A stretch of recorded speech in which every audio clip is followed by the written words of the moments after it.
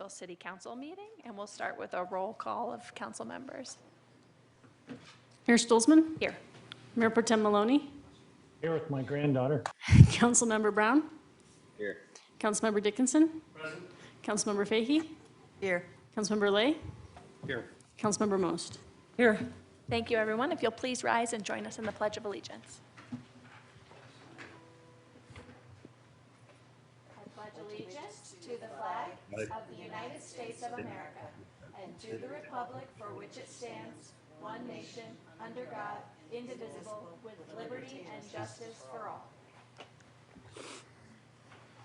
Thank you, everyone.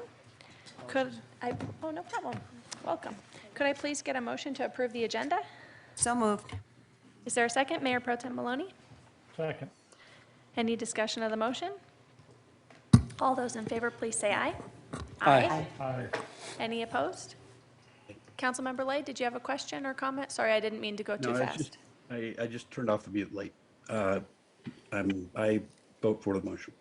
Excellent. So with that, the agenda is approved. That takes us to our public comments this evening on items that are not on our agenda or items that only appear on our consent agenda. We have 3 members currently signed up. Any other folks are welcome to sign up.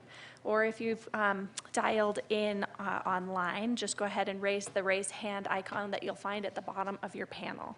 So first we have Tess Welton.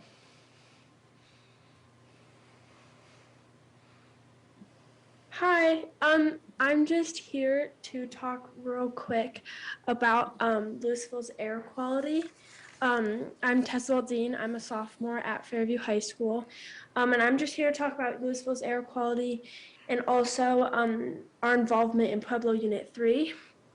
So recently I found out that the EPA downgraded our ozone non-attainment to severe, meaning our air quality is currently severe to breathe in. And my generation is basically breathing industry effluent. And I think that I just wanted to bring this to the attention of city council members because I think it's a really important issue because we all breathe the same air. And I'm going outside and I'm trying to play my sport and I'm trying to live my life. And yet I'm still breathing in toxic chemicals.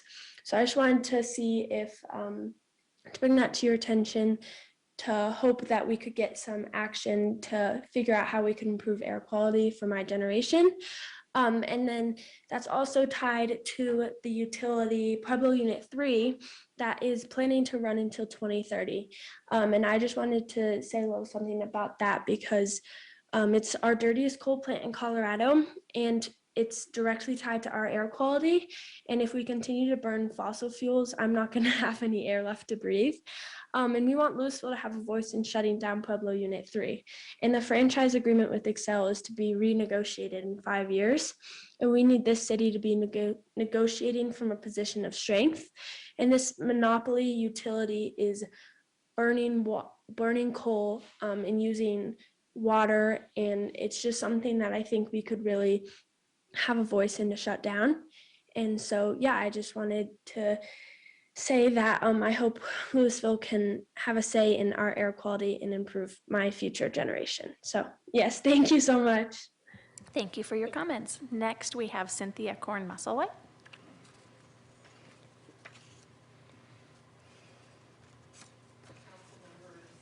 Just 1 second, we'll get the microphone turned on for you. Thank you. Council members, City Manager Durbin, good evening. I'm so proud of our town. 7,600 people showed up to vote 21 days ago. So joyfully, this means we can return to the priorities of our city and not an outside developer. So pardon my nerves. Our fire families get to be top priority, our neighborhoods. Spring activities, wildfire mitigation, returning to thinking about how to prevent things, disaster recovery, improving police and fire department interactions. I would suggest each and every one of you reflect on your role on council. And what's your job for the voters and taxpayers of Lewisville, especially the 4 of you who sent this to a vote. Details matter. One of the things we learned through this period is that we are a town of scientists, engineers, passionate moms, passionate dads. Details matter. You have advisory boards, you have planning departments who need to do their jobs, who need to do their due diligence. Brubaca will bring forward new plans right away. They are looking out for their investors. They are quoted as saying that in the Denver Business Journal last week. Their concern is their investors. What's your concerns? It should be our neighborhoods. The no vote won that election.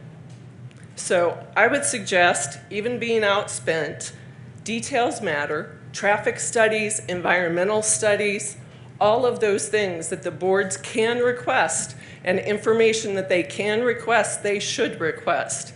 And any plans that were drawn up ahead of this election should be sent away and not put on agendas. Our priority as a town is we need to catch our breath. We need to reflect. I would suggest that council wanted to have retreats early in the year to figure out priorities. What are our priorities emerging from a pandemic and from the biggest disaster in Colorado history? The voters said it's not this. It's not Red Tail Ridge. That is not the #1 priority on any agenda for any advisory board or department in this city. So I would suggest the 4 of you who voted against this listen to your colleagues. I know that's a tough pill. I don't know any other way to say it. You were wrong. 7,600 people showed up. The yes side spent, what, 100,000, 150,000? I'm out of time. But I want to positively end with, I appreciate your service. I do. It's a hard job. I would encourage reflection. Thank you. Next in the queue, we have John Denton.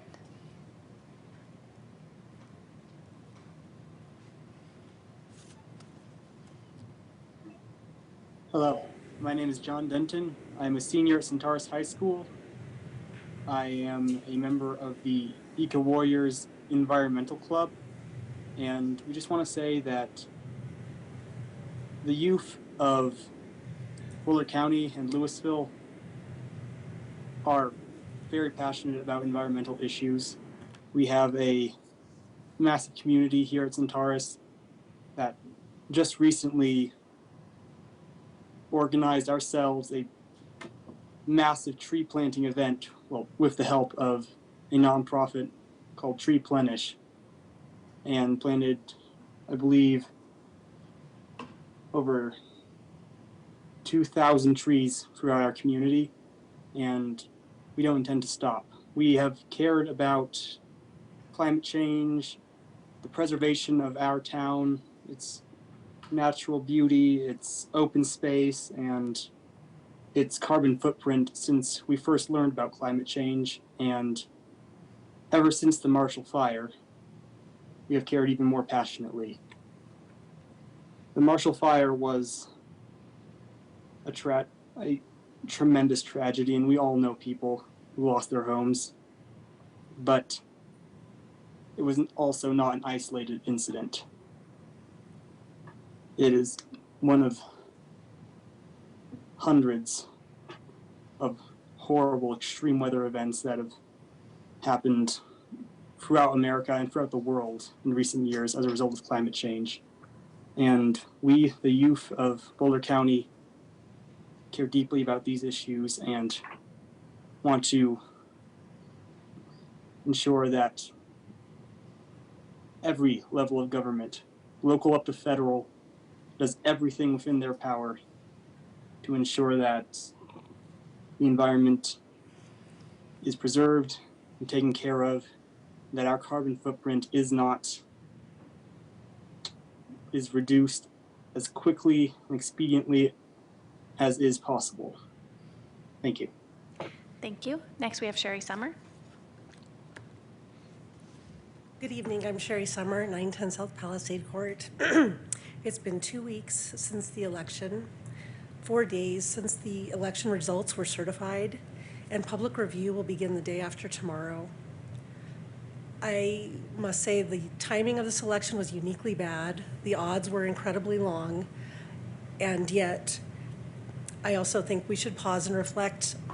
I think we should pause and reflect on how much we have to be thankful for. I'm so thankful to the citizens of Lewisville who showed up at the election, even though it was inconvenient to vote. It was difficult to vote, but they came out in force. I'm thankful that we're a community that shares similar values at the bottom of things. I'm glad that we're past the election. It's a black and white matter, but actually there's a lot of room to work together, and I'm thankful that we're in that period. I am incredibly thankful for our appointed, elected staff, our staff. You, as council members, have put many hours into Red Tail Ridge proposals. I think we're getting closer to where we want it to be, but we're not there.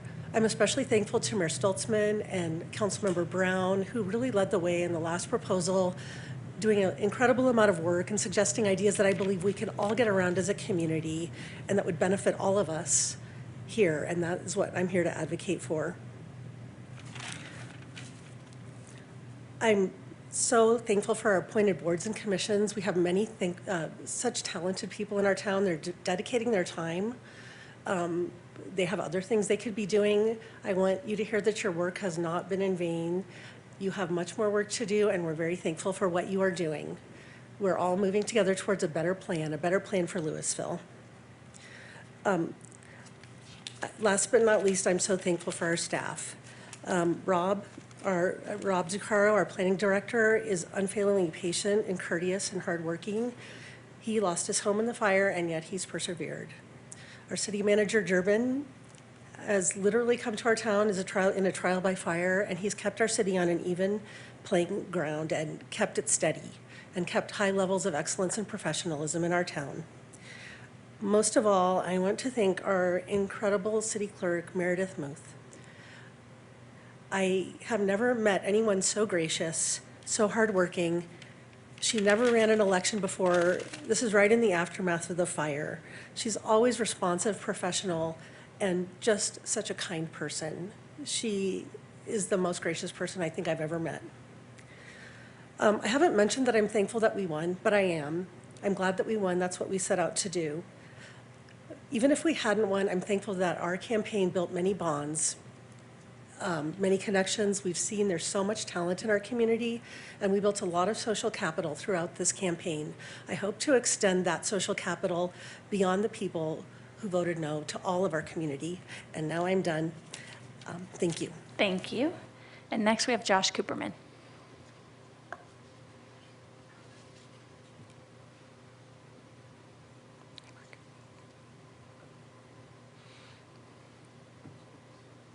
Hi, Josh Cooperman. I live at 216 Griffith Street. Last month, the Environmental Protection Agency announced its intention to downgrade our region from a serious to a severe violator of ground-level ozone pollution standards. Evidently, the corrective measures warranted by our region's serious status have proved inadequate. Although the city will not be required to take any specific actions to address our region's polluted air, I strongly believe that our city should act for the health of its residents, our neighbors, and our region's wildlife. Ground-level ozone stems from a variety of sources, most notably for Lewisville, vehicular tailpipe emissions and gas-powered landscaping equipment emissions. In fact, roughly in equal proportions owing to the incredible inefficiency of such equipment. Climate change is also exacerbating ozone levels. The city has taken steps that help to reduce ozone levels. For instance, the city has good pedestrian and bicycle infrastructure so that people don't necessarily have to drive. The city has committed to electrifying its fleet. The city contributes annually to the Regional Air Quality Council. And this year, the city has graciously funded the Sustainability Board's upcoming lawnmower trading program in collaboration with that council, Superior, and Lafayette. Still, the city should take the EPA's downgrading as an impetus to do more. Here are several suggestions. First, one of my favorite suggestions. For immediate effect, The city could stop mowing all non-recreational turf, or as they call it in Las Vegas, non-functional turf. The city could ban the use of gas-powered landscaping equipment. The city could redouble its efforts to grow our electric vehicle infrastructure and electrify its fleet. The city could further improve its pedestrian and bicycle infrastructure. The city could plant air-scrubbing species of plants along roads, in medians, and along the railroad. The city could prohibit idling of cars.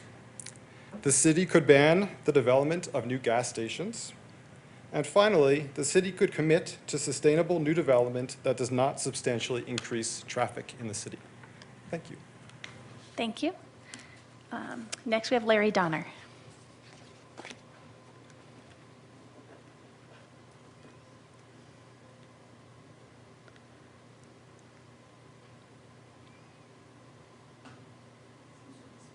Larry, if you'll raise your hand again so you come back to the top of the queue so we can get you unmuted. Thank you. Yes, I would just like to comment on the idea that we stop mowing grasses that aren't used for recreation. It's a stupid idea. We've burned over 500 homes in the city of Lewisville due to poor maintenance of open spaces. And I think it's a fool's errand to set us up to burn more homes in Lewisville to satisfy a minuscule difference in global warming. Thank you. Thank you. Seeing no other public comment on items not on our agenda or consent agenda, we'll close that period of the agenda and move to our consent agenda. Any council members have comments or anything they'd like to take off the consent agenda? Councilmember Fahey. Thank you, Mayor. Yes, I would like to remove the approval of Older Americans Month proclamation, and please have it read for us. Thank you. So we'll remove that and we'll put it at the very front of the business ahead of item A. So we'll call it Roman numeral 1. So as agenda item 7.1, we'll read the proclamation. And any other comments or discussion of items on the consent agenda? Seeing none, could I please get a motion to approve the consent agenda as amended? So moved. Is there a second? Second. And just if everybody could please indicate by raising their hand so I can include everybody that's virtual and in person on an equal basis, that would help me. So this works out for this one, but just so that I can try to make sure everybody's good. So we have a motion and a second. Any discussion of the motion to approve the consent agenda as amended? Mayor Pro Tem Maloney. I raised my hand to approve. Oh, excellent. All those in favor of approving the consent agenda as amended, please say aye. Aye. Any opposed? Thank you, everyone. The consent agenda is approved as amended. Now that takes us to our council informational comments on pertinent items that are not on our agenda. Any council comments? Councilmember Brown. Thank you, Mayor. I appreciate the opportunity to speak this evening, and I appreciate being able to participate virtually. On Monday, I received a positive COVID test, so I'm isolating in my house this evening. And I just wanted to sort of call that out for folks that are watching at home, might be in person there, to say that, it's important for us to, even at this time when, we feel like we are doing all the right things, people are getting vaccinated, that it's important for us to remember that the pandemic is still with us, and that, it can still make you very sick. I can tell you that I've been both double vaxxed and boosted, and yet still feel like I have the flu. I'm sure I'll recover quickly, but I think it's important, especially for those folks with vulnerable members of their household, or who are vulnerable themselves, for them to keep in mind, and for us as a community to continue to support folks who are making the best choices for themselves and their families. So thank you very much for giving me a little grace and allowing me to say a few things this evening. Thank you, Councilmember Brown. Councilmember Lay. Yes, thanks, and thank you to Councilmember Brown.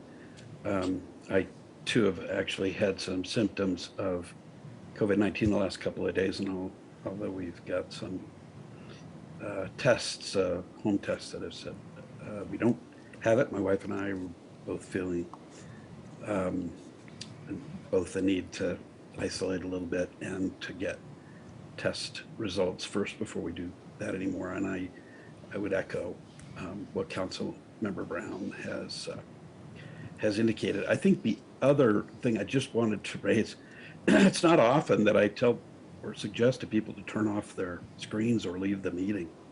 But I believe there's, if I'm remembering correctly, there's about 40 minutes left in the time for the fire district election. And if you still have your ballot around the house and haven't yet cast it, I encourage you to do that because I know that that's very important, given, especially given the recent fire history that we've had in town, but important regardless. So thanks. Thank you, Councilmember Lay. Any other council comments on items not on our agenda this evening? Just really quickly, I'd like to underscore what Josh Cooperman was talking about with the Sustainability Board trade-in program. So the Sustainability Board has initiated a program that the council is supporting so that residents can exchange their gas-powered lawn equipment for an electric-powered. So we've had to put in a little bit of extra money, but the return on that is huge. There are substantial emissions from those types of like leaf blowers and mowers and weed whackers that they don't have the types of catalytic converters that a car would have, or a scrubber or anything like that. And so by swapping out your gas-powered lawn equipment to an electric version, we can really make a big difference.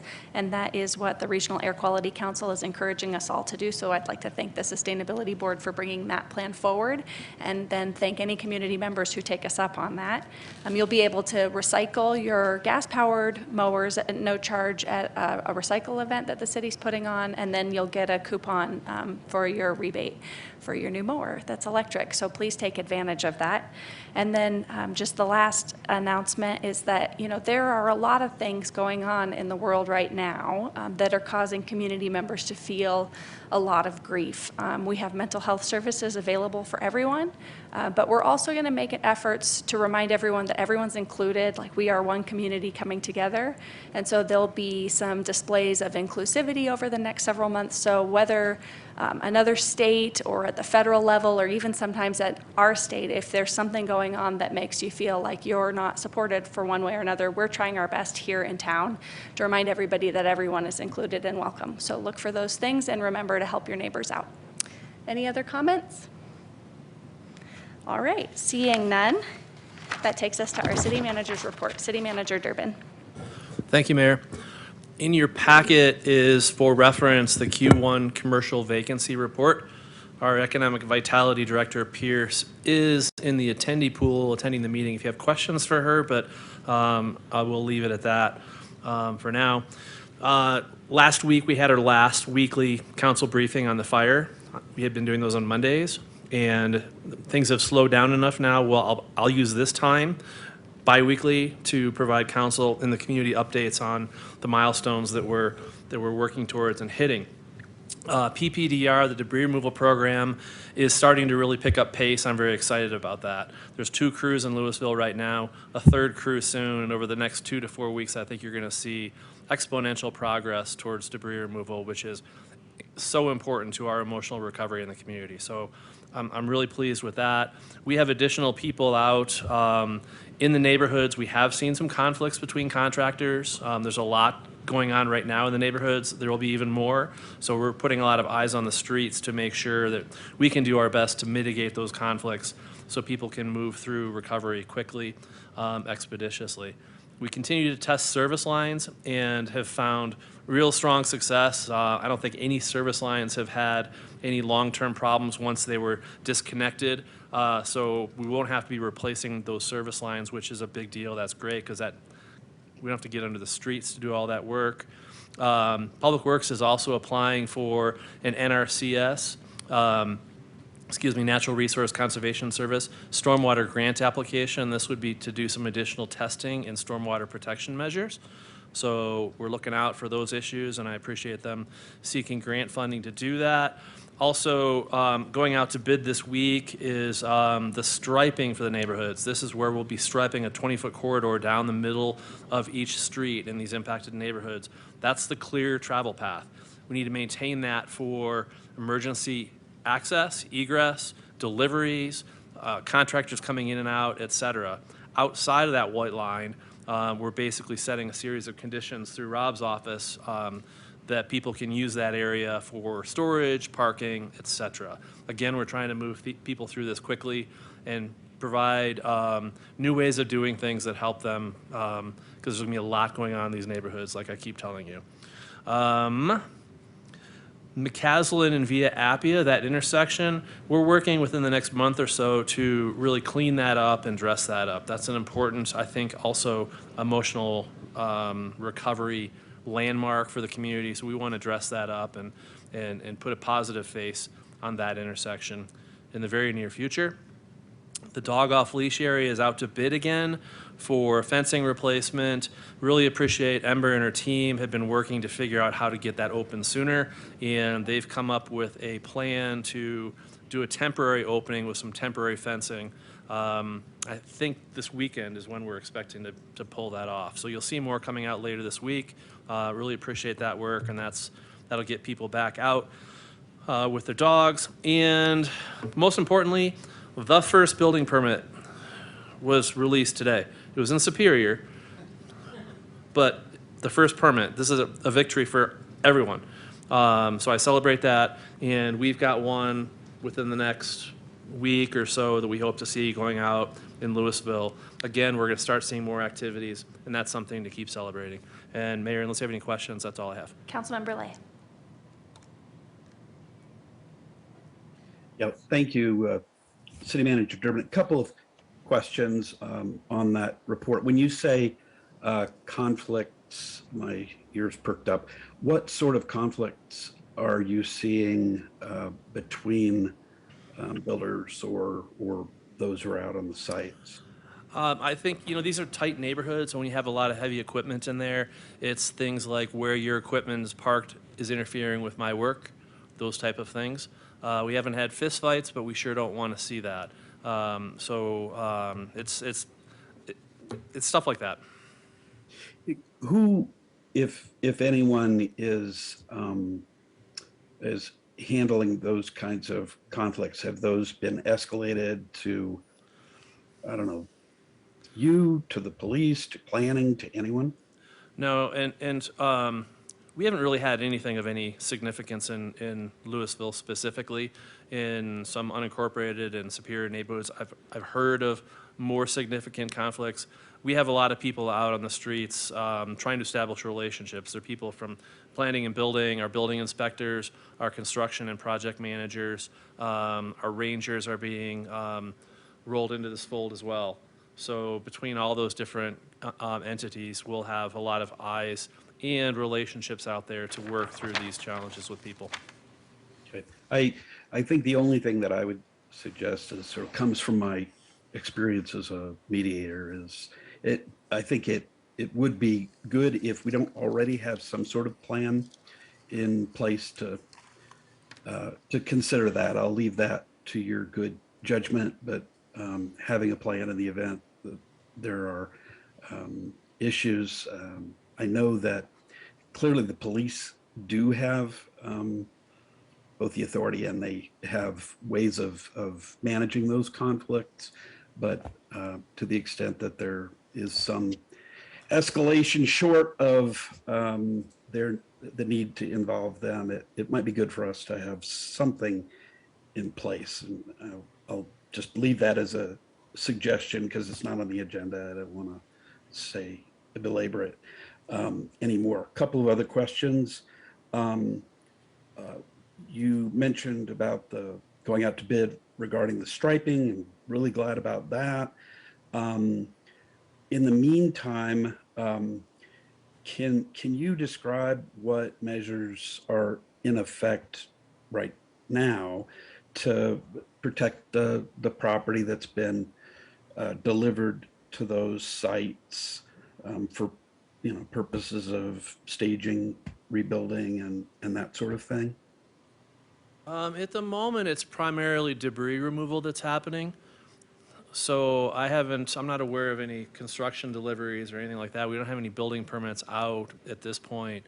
So I think it's really debris removal that's happening, and this is the heavy equipment that's coming in. They're coming in and they're leaving, coming in the morning and leaving on the end of the day. So I don't think we're having any kind of issues like that right now. Will there be measures taken by the city regarding that when the time comes? Yes. Yes. And I presume we can probably get a report on that as it comes closer. Yep. And then the last thing is just on the dog off leash area. I know that there's a lot of questions that have come up by residents on that, and I appreciate the update.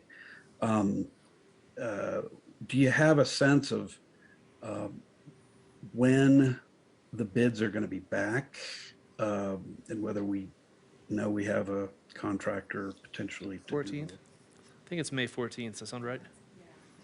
I think they're due May 14th. Thank you, City Manager. That's all. Yep. Councilmember Dickinson. Thanks. City Manager Durbin, you said there are 2 crews out right now. Do you mean literally 2 crews or 2, are there doing debris removal at 2 sites at a time currently? These are 2 crews, and the crews are more than just one lot at a time. The crews vary in size depending on the runway they're working on. I don't have a number, unless somebody else here does, the number of actual workers right now in Lewisville. But it's 2 crews, and the crews, I don't know if anybody knows here, they vary in size. Okay. And do we have any sense of how long it's taking to clear each lot? Is it a lot a day, or a lot every 2 days, or 2 days, 2 lots a day? What are we at? It's starting slower. It'll pick up speed. I think exponentially things are going to pick up speed, and we're going to see more and more crews on the ground over the coming 2 to 4 weeks, like I said earlier. The expectation is that they do a lot in 3 to 4 days. It looks like Director Zucchero may want to add something. Yeah, no, I think that was it. I was just going to mention, but I think City Manager Durbin did. I think they're trying to get to the point where they're going to average a lot every maybe 2 to 4 days, depending on the complexity. And it's a little bit different than the private, because the private, they're coming in and doing one lot at a time, where I think with the coordinated, they're going to be, for example, maybe going through and removing all the metal from multiple lots, and then they'll come back and do all the concrete on multiple. So it's going to be done a little differently than the private permits is what we're anticipating. But on average, maybe 2 to 4 days per lot. Okay. Thank you. Thank you. Councilmember Most? Yes, I just wanted to follow up a little bit on some of the questions that Councilmember Lay asked. We've had private discussions about the issues that we're going to have when we have dozens of homes in a neighborhood being rebuilt, and the complexity and the line striping, I think is a great way to start to lay that out. I'm just wondering if you are planning to have some kind of an operational plan in advance of sort of when the permitting really takes hold, and so it's something that we could review just to understand, particularly because constituents have questions about these things, so that we would have some framework and reference to kind of answer questions. Yeah, this is great that I have members of the team here for this briefing, so you guys can help me. But Rob, maybe you want to talk about the conditions your team is working on? Right. So what we're anticipating right now is, use of the right-of-way is going to be probably the biggest issue that we're going to have to coordinate. And we're working really closely with Public Works and others right now on how to coordinate that. So we are putting a plan together that has a lot of specific requirements. We're also, and we could certainly share that with council. We're going into this a little bit also thinking we want to, there's some pros and cons to getting really specific early on. So we're trying to provide a lot of flexibility and adjust as we go. So with that in mind, we can certainly share what our conditions are. We're going to have a lot of people on the street, like City Manager Durbin said. We're bringing in code enforcement, the rangers. We have a consultant that's working with us specifically on relationship building and coordination. We certainly have our building inspectors, planning staff out there. What we plan to do is arrange times so that there are hopefully city staff or consultants out there almost every day coming and having eyes on the streets. And then, you know, we are putting together systems depending on what the issue is on communication internally. For example, if there's very specific issues with stormwater, we've kind of got a team, kind of a core team of code enforcement, for lack of a better word. So we're creating, expectations and consistency in communication between all the team members, because we all do very different things. And then also, if there's a stormwater issue, and the rangers out there, who do they contact? If there's a building code issue, who do they contact? If somebody's, put a pile of building material in open space, who do they? So we're putting together all these systems, and we can certainly share that. It's still a little bit of a work in process as far as writing it out. Right. I appreciate that, and I appreciate, sounds a bit like the world I operate in high tech, where you have to combine planning and sort of agile response. So there's only so much planning you can do, but it sounds like you're doing a good job of anticipating. And the reason I bring this up is I do think that as we move into that phase, we're going to get a lot of constituent inquiries, and I just want to be in a position where I can answer questions as needed and or direct people to the right sources to get those answers. Councilmember Most, just if I could interject one thing, just for the record, just to clarify, because we have a lot of people watching. Sorry. No, you're doing great, and I'll come right back to you. Just at the onset of your question, I just want to clarify for the record for everyone, Councilmember Most mentioned a private conversation, and I just want to clarify that I believe you were talking about between you and the city manager. Oh, yes, between me and the city manager in one of our weekly meetings. And I'm sorry, I'm just sensitive to it. I'm sorry. Because I want to make sure that everyone realizes, like, this is how the city council meets, and like, we have not had, if you haven't seen it on camera on Zoom, that you haven't seen it. So Thank you, Mayor to Stolzman. Yes, I did. for the In record. fact, and maybe our constituents don't know that each of us generally has a quick check-in with the city manager each week so that we can stay up to date and we have the information that we need. So I apologize if I created a kerfuffle. The other thing too, I just wanted to say, and it's funny because when I think about this, and part of this is because this is sort of the way my brain works. My nightmare scenario in my head that I keep talking about is like 17 cement mixers show up at 8 o'clock in the morning one day and create chaos. So I am, assuming that you are considering those kind of operational issues and are thinking about how best to avoid those sort of problems. Yeah, so in fact, within those 20-foot clear area, from time to time, they're going to have to come in. The contractors, they're going to have to come in. They're going to have to stage deliveries. They're going to have concrete trucks lining up.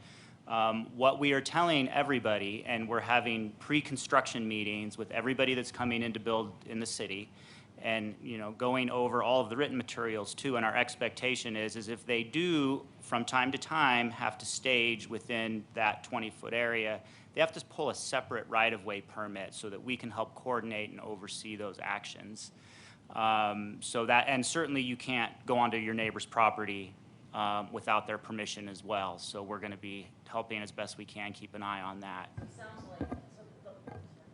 So the last question I have, and this is, again, to the city manager, and also to Director Socorro, I assume that all of these kind of response mechanisms that we're putting in place, I should say planning and response mechanisms, are we tracking that from an expense standpoint to fire recovery so that we understand all of the costs that are associated with this? Yes, definitely. And we'll bring some information to you in the relatively near future as to where we're headed with those numbers. And I want to emphasize what Director Socorro said about the pre-construction meetings. That's going to be a key part of it, is where we sit down one-on-one with these contractors and property owners and really have a conversation about what we're trying to accomplish, understanding where they're coming from, and making sure this works out well for everybody. Thank you. Councilmember Fahey? Thank you, Mayor. Yes, and thank you for all this information, Rob and City Manager Durbin. That's twice in one day. I understand that you are dealing with a lot of unknowns right now and trying to come up with a plan to deal with all these things that could go wrong. One thing that I guess I'm going to add to your list is I've noticed when I've been driving through my neighborhood, the roads are getting all dug up. And there has to be, at some point, they have to be repaired. But I'm wondering, have you got a plan in place for, you know, when 70% of the road is bad, you will replace it, or when 70% of the construction is complete? City Manager Yeah, Durbin. that's definitely on our radar, so that's not a new one, so I appreciate that. I don't have a percentage, but we want to get through the majority of reconstruction. Is it 60, 70, 80%, depending on how many homes are reconstructed. And so that will be not after the debris removal, but after the reconstruction of homes. And what we're doing as part of our, I think it'll be daily at some point, it's like a weekly thing now, where we're going out and actually filming every one of these streets. So we'll have a record of when the damage occurred, what kind of damage occurred, and we're doing all this to make sure that we can bring in as much FEMA reimbursement for this work, this very expensive work, as we possibly can. And so is that also going to be included, as Councilmember Most just suggested, in the cost of recoveries? So that, Yep. in the, like the permit fee? I've been arguing for that money back since January. Okay, So we'll good. keep on it. Thank you. Councilmember Dickinson? If there are any other comments on this issue, I was going to switch over to. Go ahead. Okay. So I just want to talk quickly about the vacancy report that's in your city manager report. It might be helpful if we bring up page 4 on the thing, but I just wanted to compliment Director Pierce and Austin Brown, who've been working really hard on this.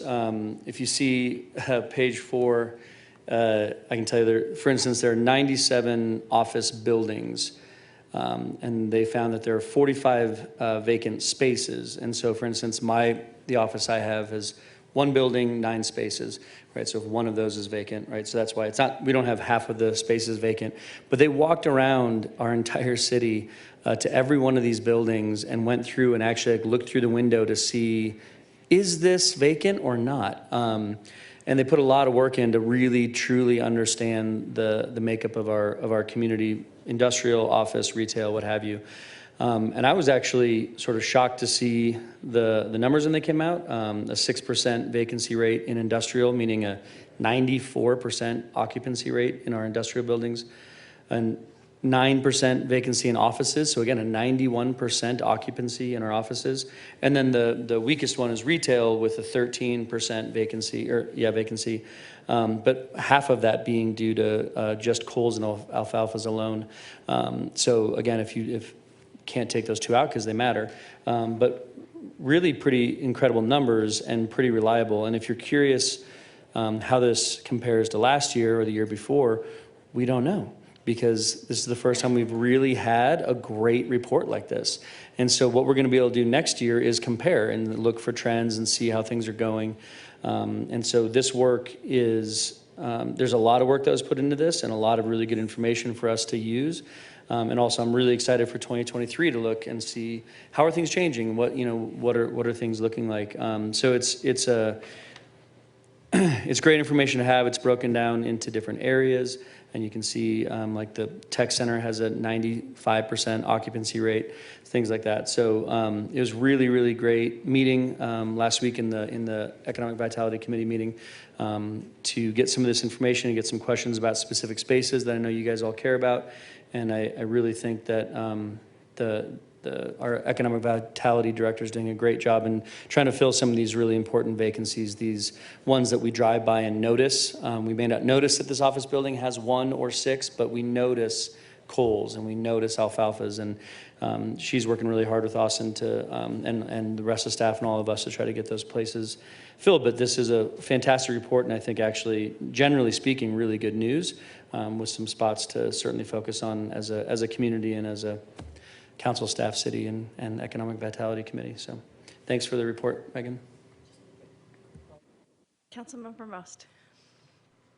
Yeah, just to quickly follow up, but the other thing too, I think that, this is especially for our folks, community folks who are here tonight and who are listening online, this is not something that many, if any, communities our size usually have. This is really a fantastic piece of work and something that I think is going to be a really useful tool. And so I just wanted to kind of make that comment that this is something really valuable that most communities don't really have in our size category. So great work to the Economic Vitality team.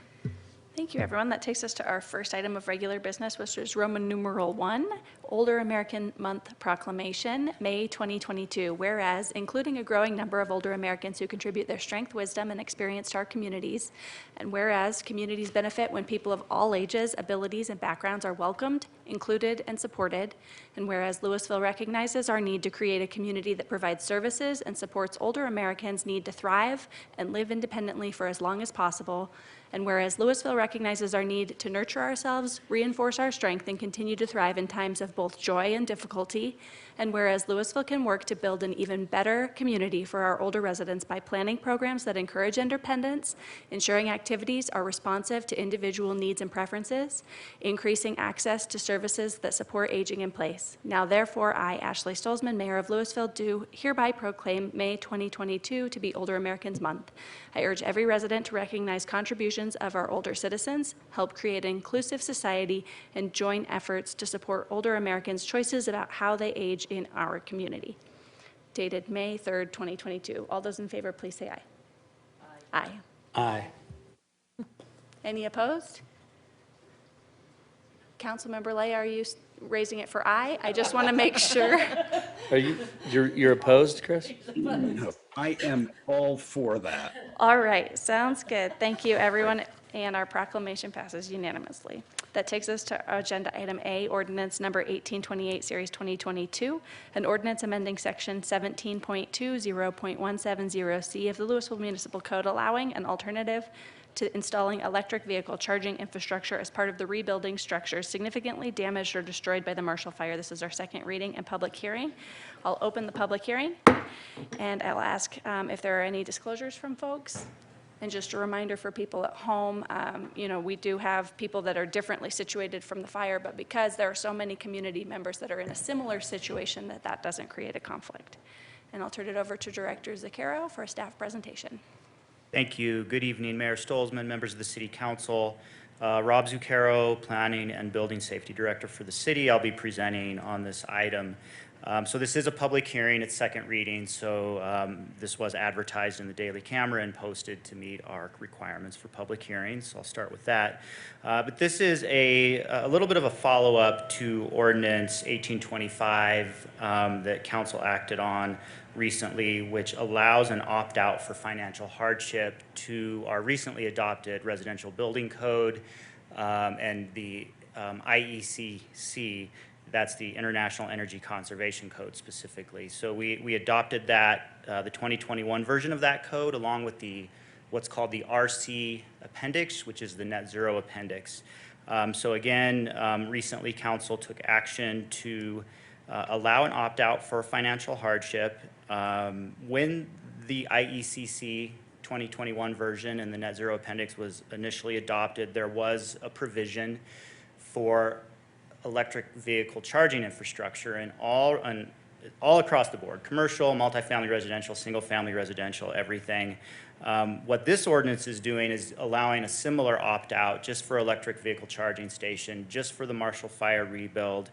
What's required for single-family residential is that every new home would have to have one ready and one capable space. And so what that means is that when you build a new home, you have to have 2 spaces in your electric panel for 2 charging stations. One of them, and this is the ready one, you actually have to have the circuit in there and you have to have a wire going into your garage, and you either have to you either have to have a plug or you have to have a junction box ready for a plug.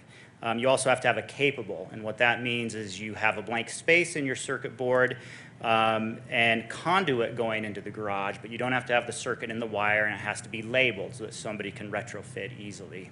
Yes. Director Sakara, I heard you say that you have to have a plug, and could you just clarify that, like, a plug doesn't have to be installed, it just has to have a wire through to the It garage? just has to have a wire to a junction. It could be just a junction box. But with a plug does not have to be installed? No, it could be a plug or a junction box or a charger. So yes, that's the ready. So that's what's on the books now. So what you have before you is Ordinance 1828. And the reason we're doing this separately, the reason we didn't bring this with 1825 was that it's in the zoning ordinance. So it had to go through a little bit additional review process. It did go to Planning Commission. April 14th is when they had their April meeting. They reviewed this. They are recommending approval. It was a 6-1 vote. So the minutes were in the packet, so you can see their conversation and debate on the issue as well. So again, if you opt out from the 2021 IECC, then you would also be opting out of this, the way it's written. You have to own the property. It has to be the same owner who owned it on December 30th, the day of the fire, and you have 3 years to rebuild in order to qualify for this. Same provisions as with Ordinance 1825. So with that, I will answer any questions. Councilmember Lay. Yeah, I was looking back, Director Zuccaro, at the minutes, and it looks like we did ask one of the costs, or what the costs were. I think Commissioner Moline asked that, and it appears that the cost of the improvement is approximately $10,000. Is that, if it were required, is that right? No, I think those are draft minutes. They haven't been finally reviewed and approved. So yeah, let me clarify that. So the Group 14 study, that when we were studying potential cost for Ordinance 1825, the Group 14 study did have a separate line item for this, and it is $1,460 was the estimate that we had for installing the one capable and one ready. The only caveat to that is that, and this isn't related to the direct cost, but at some point, a home may have to upgrade their electric panel, which could add some additional costs, but that's, if you have a 200 amp panel on a rebuild, it might be no problem at all. It's just a $1,460 cost, depending on, it just depends on the design of the home. There could be some, it adds to the electrical panel upgrade potentially, but the straight direct cost, as best we know on average, might be around $1,400. Just to follow up on that, let's assume for just a second that no such plug or no such improvement were done. If the ordinance were passed, would it cost, would the cost of adding that later on likely to be more? Let's just assume for just a second that it's like literally at the same time period. I'm just wondering whether there is any value, or there would be any value to, or any additional costs associated with doing it later if somebody decided to do that. I think potentially there could be additional costs. Retrofits are typically more expensive. It could range significantly depending on, again, how much capacity they have in their panel. That tends to be the biggest cost, but if you have room in your panel, it's going to be a little less cost. It could be, just as an example, I put a 240 volt in my garage late last year. I had room in my panel, and just the materials are very cheap, but the labor is what's expensive, especially on a retrofit. That's where it's really different. So, it could be $800, $1,000, $1,200 to retrofit, just based on my experience. Okay, and that would be one above plug. and above and beyond what we're talking about here. Yep. Thanks. Any other questions from council members? Just on the language in the ordinance, Director Zaccaro, I know in the original, we specifically had multifamily that had dedicated parking in a garage. And so can you just clarify for the group, because there are some multifamily homes that were destroyed as well, how they would fit into the program?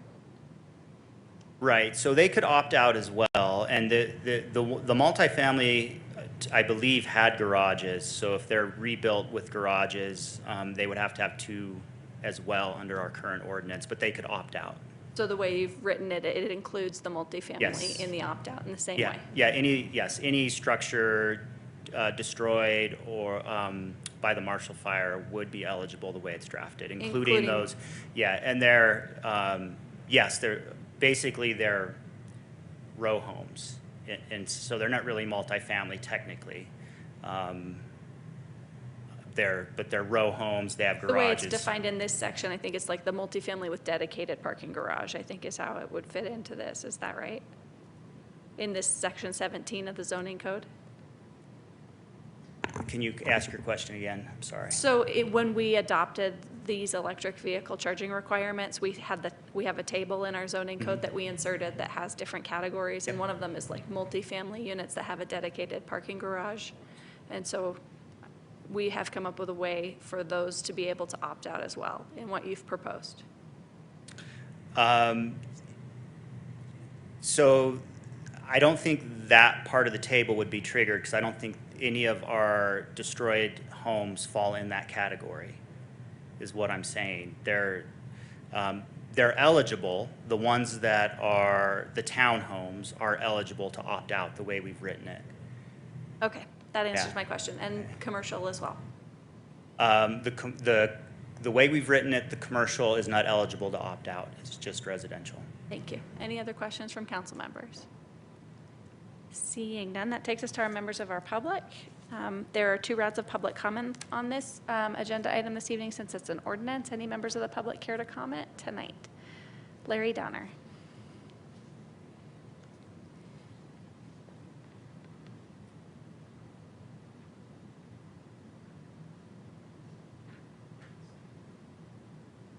Larry, you're going to need to unmute on your end.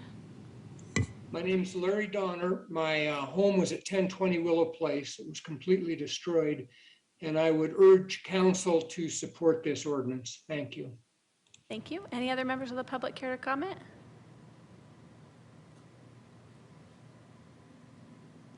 Seeing none, that takes us back to council questions and comments. Any council questions and comments? Oh, I'm sorry. These sign-up cards. We are just back in person for the second meeting, and we do have another sign-up card from a member of the public that's here to speak on this. Josh Cooperman. Sorry about that. I know.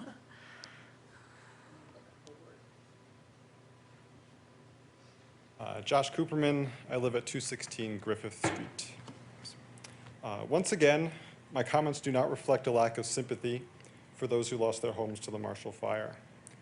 But once again, I am here to stand up for what I think is right.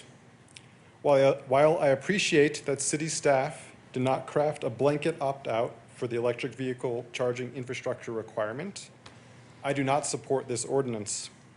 My reasoning is plain. Mitigating climate change requires that we urgently abandon fossil fuels. Transitioning to electric vehicles is integral to abandoning fossil fuels. We must maintain the electric vehicle charging infrastructure requirements to incentivize this transition. About 7 years ago, my family and I returned to the US from a 2-year carless existence in Europe. Living in upstate New York, we had to purchase a car to get around. As the council can no doubt imagine, my wife and I would have liked to purchase an electric vehicle. But the house that we were renting did not have electric vehicle charging infrastructure, and there was nothing available on the campus nearby either. So we purchased an efficient hybrid instead.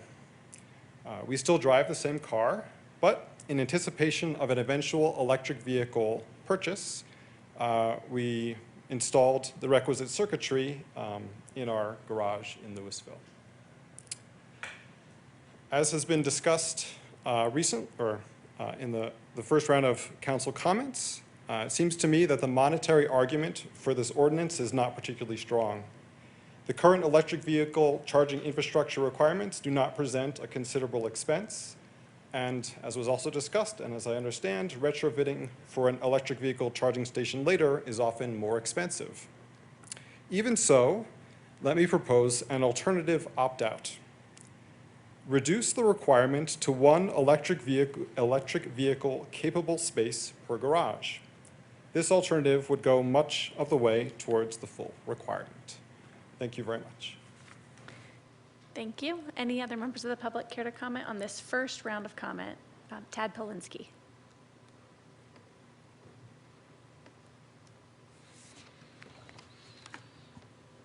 Hi, this is Ivana and Ted Pielinski. Can you hear me? Yes, we can. We are living or were on 106 Arapahoe Circle, and we would love to ask the council to support this measure. Thank you so much. Appreciate it. Thank you. That takes us back to council questions, comments, motions. Councilmember Brown. Thank you, Mayor. I have a question for the Director of Planning, Director Zaccaro. Director, can you remind me again, and I think you covered this briefly in your presentation, but I apologize, my brain isn't working very well. Why did we have to split this out from the previous ordinance again? Yes, yeah, I probably didn't explain that very well.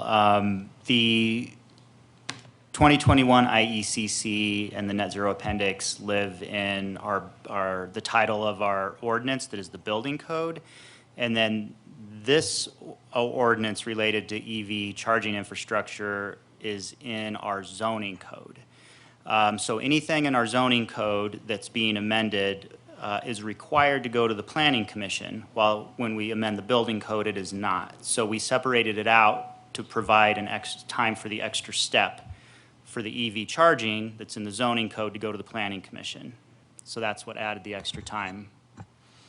And we decided to bring the building code item forward more quickly.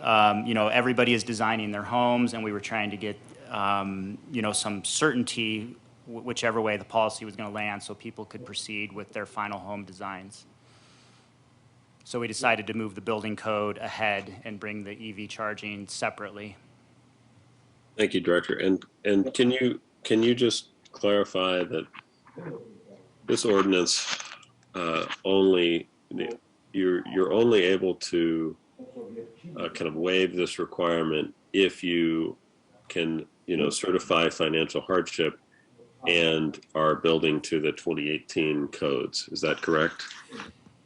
That's correct. If you certify financial hardship on your application, is what we're asking. It's a self-certification. But if you do that, then you would build under our code that we had in place previous to October of last year, which was the 2018 IECC. We did not have electric vehicle charging requirements before that time either. So you would just build under the IECC. That's it. That would be all you'd be required to do. Thank you, Director. Mayor Pro Tem Maloney. Thank you, Mayor. And I'd also like to thank the mayor for, you know, dealing with us out on Zoom as well as the people in person there.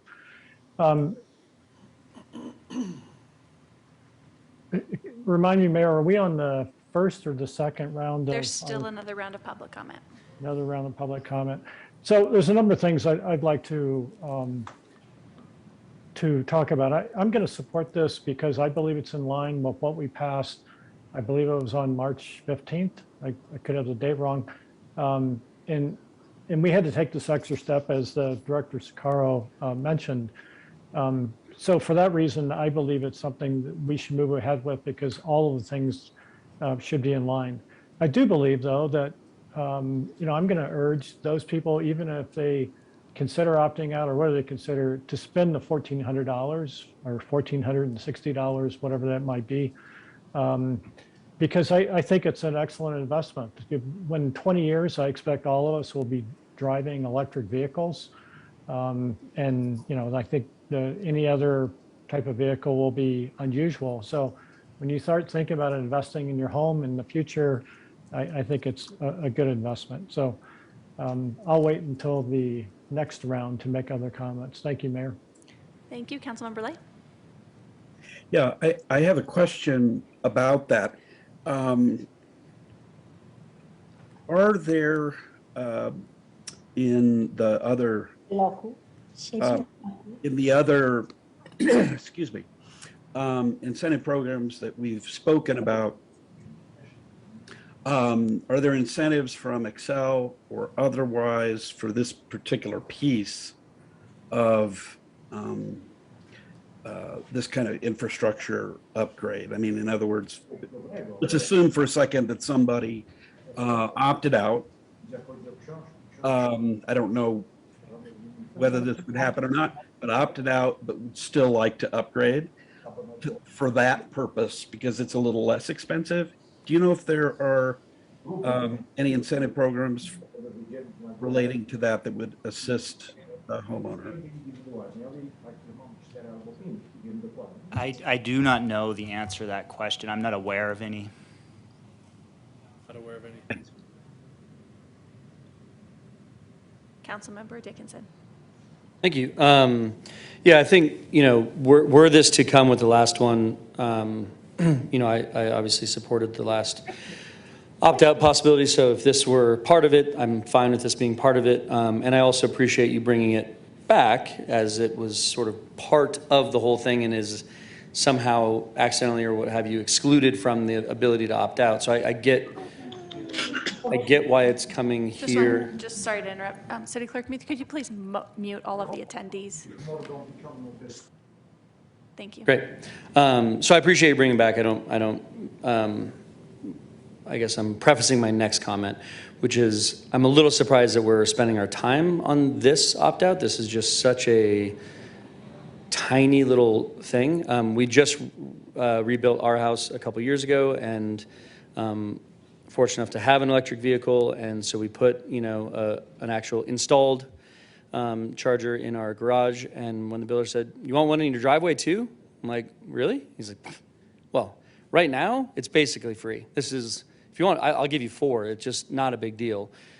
During construction is the absolute cheapest time to do this work. And if it's just capable, just to run the conduit, I just can't imagine someone would build a house in 2022 or 2023 and not do this. It just doesn't make sense. Whether or not you have an electric vehicle or not, whether you're going to live there for 10 years or 20 years or not, it just makes no sense not to do this.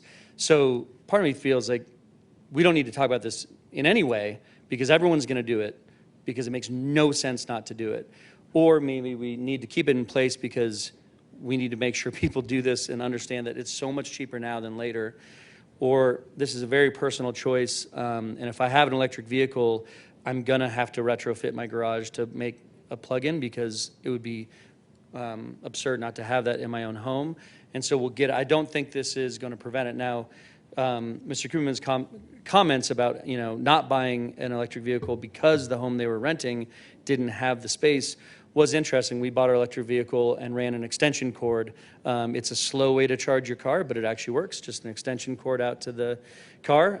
Takes a long time, but not inefficient. I don't suggest it, but I do think there's something to be said for renters not having that available in a home that they didn't choose to build and they can't retrofit. We don't have any sort of rental licenses here where we can require that to be put in a rental home.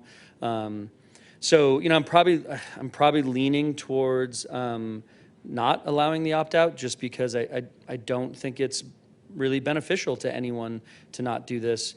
It is beneficial in so many ways to have it, and it really isn't much of a cost or harm. But I'm also comfortable with allowing the opt-out to be consistent with what we've done before. I'm not going to be upset if that's the way we go tonight. And if there are convincing comments from the public or council, I could change that side. But I'm probably leaning towards not allowing this opt-out just because it just doesn't seem necessary. So I'll be interested to hear more comments, but that's my starting point. Councilmember Most. I have to wholeheartedly agree with Councilmember Dickinson's idea that there is no reason to allow this opt-out. I understand it's consistent with what the council voted for in terms of the overall opt-out. I did not vote for that overall opt-out, so I'm very comfortable not voting for this as well. And I just quickly looked on the Excel website, and you can actually get a $1,300 rebate if you put one of these in your house, if you agree to charge during non-peak times. So it just seems really insane to me, personally, to build a house in 2022 and not put electric charging stations in. If you sell your house in the next 10 years, people are going to expect, if it's a brand-new house, it's going to be there. And certainly, as Mayor Pro Tem suggested, in the 15 to 20-year time frame, you'll be putting one in your garage just to sell your house if you don't have it by then. So I think this is a relatively small addition. As Councilmember Dickinson said, when you are building your house, this is really not much of an addition. There are, just it took me 2 minutes online to find an Excel rebate. I'm sure there may be other rebates, and I would actually encourage the City Council to consider going forward a community-wide rebate program for anybody who wants to have EV charging in their house that doesn't have it. So I think there's a lot of ways to address this that will basically, it'll be zero impact in terms of the cost, but in terms of the impact to our community, to our children's future, to doing the right thing, to stand up for sustainability, and addressing, I get it, in a minuscule way, the climate crisis, but every tiny little minuscule step in addressing the climate crisis adds up. This kind of change is only going to happen at the local level. I think we have an obligation to be champions of that, and so I'm going to vote against this opt-out, and I would encourage, my council members who believe in sustainability to vote along with their beliefs. I understand there are people on the council who feel like they want to give people a choice, but I think we are well past the point in the climate crisis where this should be a choice. We just have an obligation to future generations. So I'm going to vote against this opt-out, and I would encourage my fellow council members to do the same. Councilmember Fahey? Thank you, Mayor. Yes, I also appreciate all of the comments that have been made.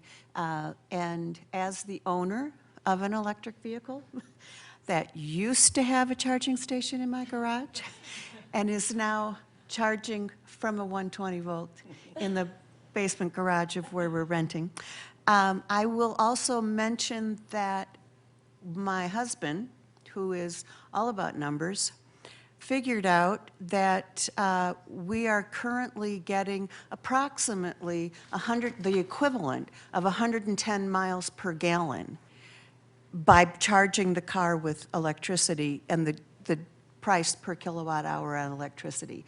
So at that rate, I would recoup the cost of the charging station in less than a year. And then from then on, it's all profit. I am also in favor of doing this. This is a very small amount of money. And with the rebate, even smaller, I would then recoup in 1 month. So I would also vote to not allow the opt-out. Thank you. This takes us to our next round of public comment. Are there any additional public comments on this ordinance this evening?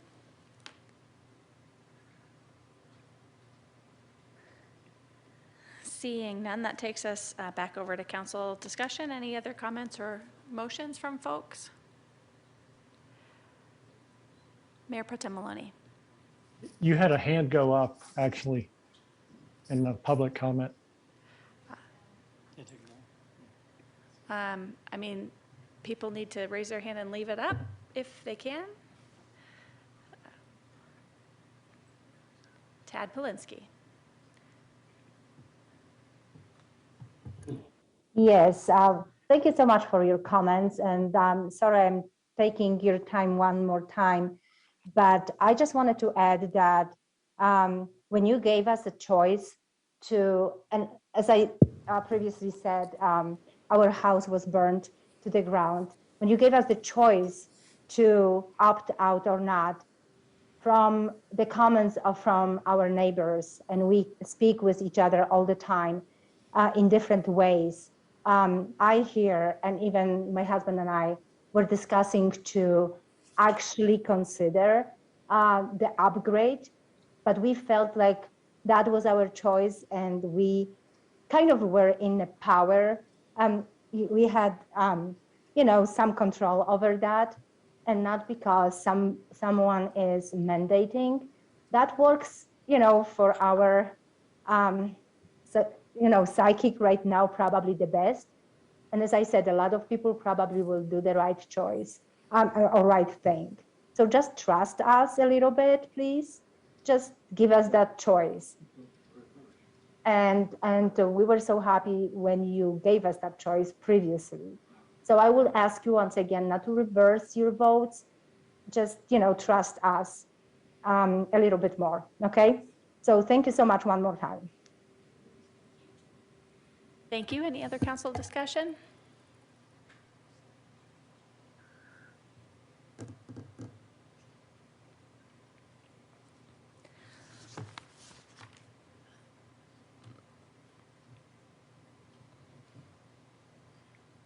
I'm not seeing any. I actually expected the conversation to go slightly differently. It seems to me that it doesn't make any sense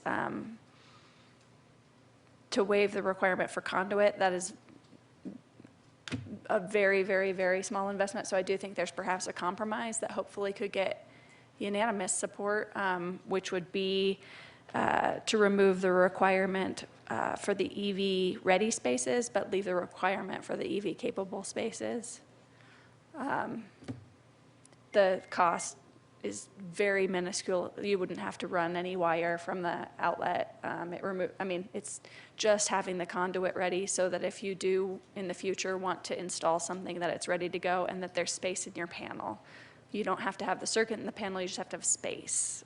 Because if you want to do that later and you don't have space in your panel, you have to replace your whole panel and then drill through all of the walls of your house and everything like that. So if there is a compromise to be had, I think it would be around removing the requirement for the capable space and just leave the requirement for the ready space. Any? Are you discussion? suggesting just one space or both spaces being capable? Just to have just to remove the requirement for the second space, that's the ready space. So it would just require one capable space because you'd have the conduit in and you would have the circuit for one charger. That's what I'm proposing, and I have language where I would put it if there's interest in that, but I really only think we should go down this route if it gets everyone on board. I think if it's still split, there's not a point in trying to rewrite this from the dais. Mayor Pro Tem Maloney. Thank you, Mayor. And I appreciate your interest in trying to come up with something that we can all support. So thank you for offering that up. When I think about this, and I think Councilor Dickinson mentioned this, if this had been part of the suite of what we looked about on April 15th, we would have passed it, and that we would have moved ahead with this. It's interesting, if we had taken apart all the other pieces that were in there, we might have had similar kind of discussions. And I'm not sure that's in spirit with the reason why I voted for this, because in my comments when I voted for allowing the opt-out, it was to put the people who are going to have to rebuild their homes in the position of making a decision of what makes the most sense for them.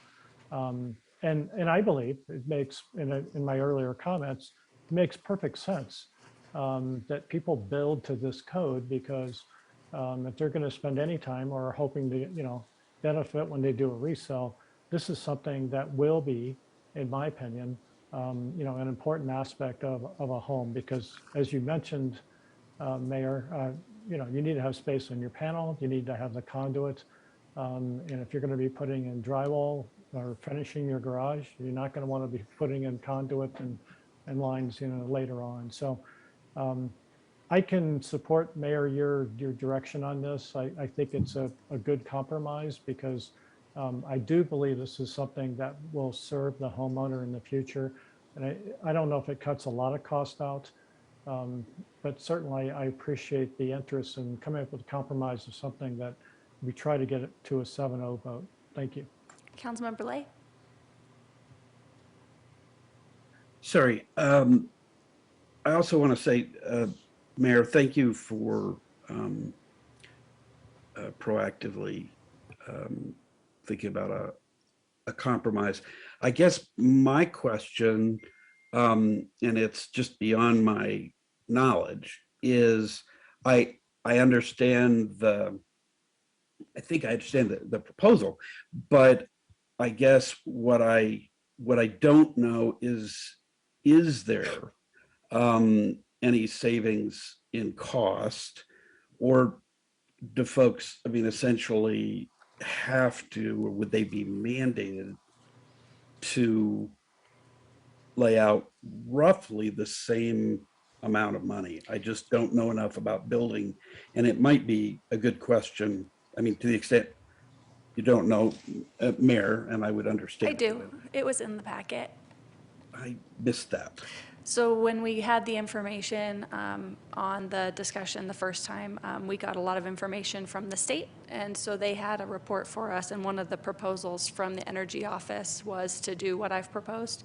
And it showed some savings associated with doing it. It showed around $400 some associated with removing the requirement for the EV ready space.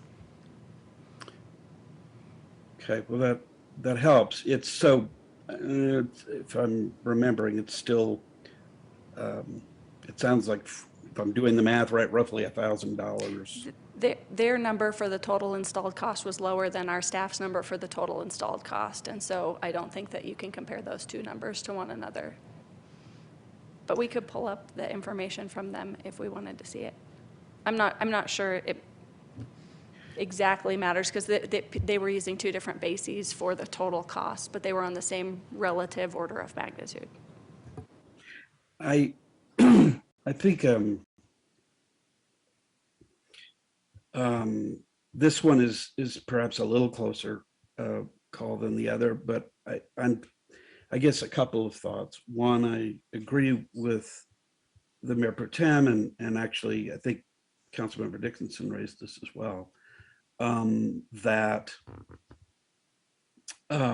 if it had been part and parcel of the previous decision, I think I certainly would have supported it for the same reasons that I supported it before. I don't think it's by any means irrational. I know that Councilmember Most said insane, but I know that was a figure of speech, not a. Yes, I was not making a technical, literal statement, literal, professional assessment of anyone. I think the thing that troubles me still is that the reason why we did what we did the last time, in part, was that for some people trying to get to even the 2018 code was going to be a stretch. And we had I think we had the same discussion about how the incentive programs were there and all of that. And in many ways, I believe that. I don't have any quarrel with that. I believe that that's true. I actually don't think that's a reason for imposing a requirement. I think that's a reason for understanding that the incentive is going to be there for people to choose. And there is an advantage to it. All of the advantages that Councilmember Dickinson described are there. And I don't doubt any of that either. So all that we're saying or would be saying here is, well, yes, but this is such a small amount of money for people to be required to pay that therefore we should just impose it. And I don't know, I have a hard time rationalizing a distinction between the last time and this time. I am still pondering for just a minute the deal, but I think that for the very reason that the incentive exists, I think it's just fine with passing the ordinance as it is. But I recognize that reasonable minds differ, just like I did the last time. I just think it's appropriate to put that decision in people's hands. I think if they have to, as the answer to Councilmember Brown's question put it, they have to indicate they have a financial hardship. So I don't know that imposing another piece of the financial hardship is really warranted any more than it was warranted before. So I'm inclined to vote against it. Councilmember Brown. Thank you, Mayor. I appreciate it. I would be very interested in the compromise that you are proposing. I think Mayor Pro Tem, I'd like to echo sort of Mayor Pro Tem's comments as well. You know, I think if you have specific language that we could consider, I would appreciate that. Councilmember Browns, I apologize. I have too many screens and too many things I'm looking at. Were you asking if I have specific language to consider? Yeah, I thought that you had said that you I had do. something So drafted already. I do. In the motion, there's an underlined section. Let me pull it back up. I had opened the report from the state in case anyone was asking me to share a screen on that. So I apologize.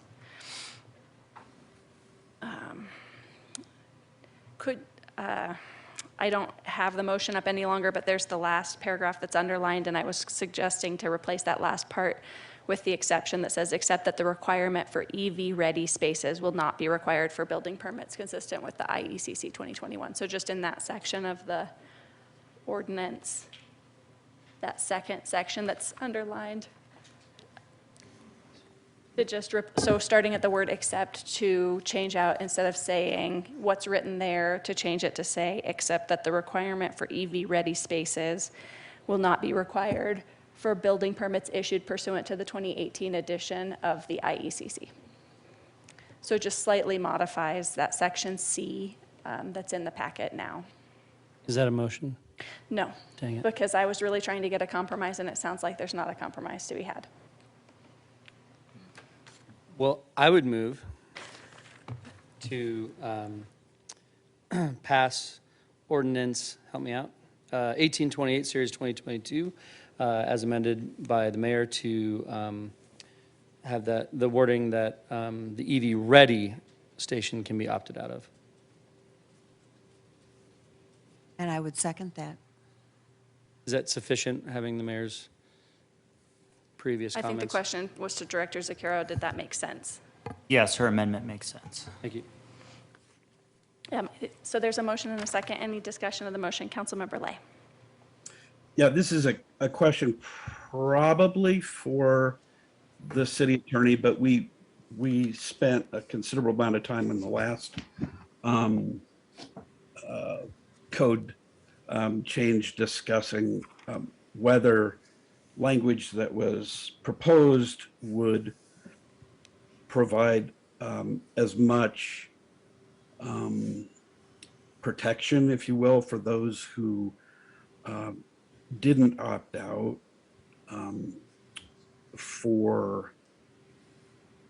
well, let me back up for a second. In terms of the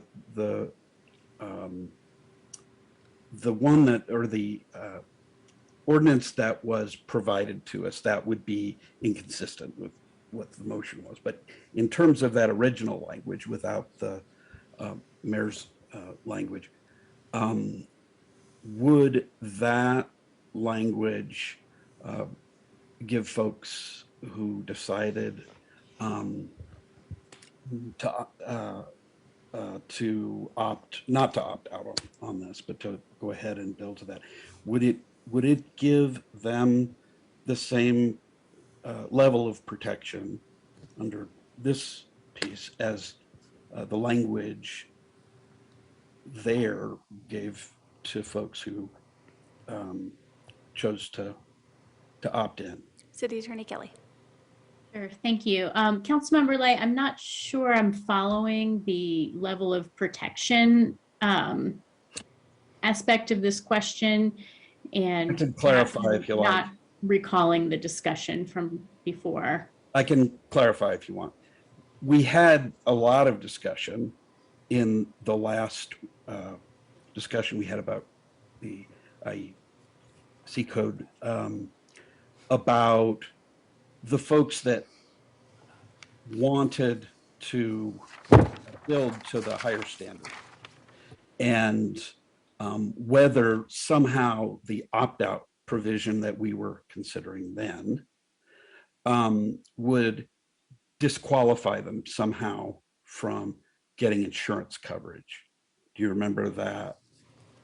I mean, that was a big issue. Yes, you're talking about the law and ordinance coverage specifically. Exactly. In their policies. Right. Yes, I don't know with any more certainty whether this ordinance will or will not enable folks to use that type of coverage than we did for the main building code ordinance. I certainly don't think it would be any more difficult. I think it would fall under the same sort of analysis by the insurance companies, but you know, that's not an analysis that we undertake, and we do not make that decision. Understood. Thanks. Councilmember Most.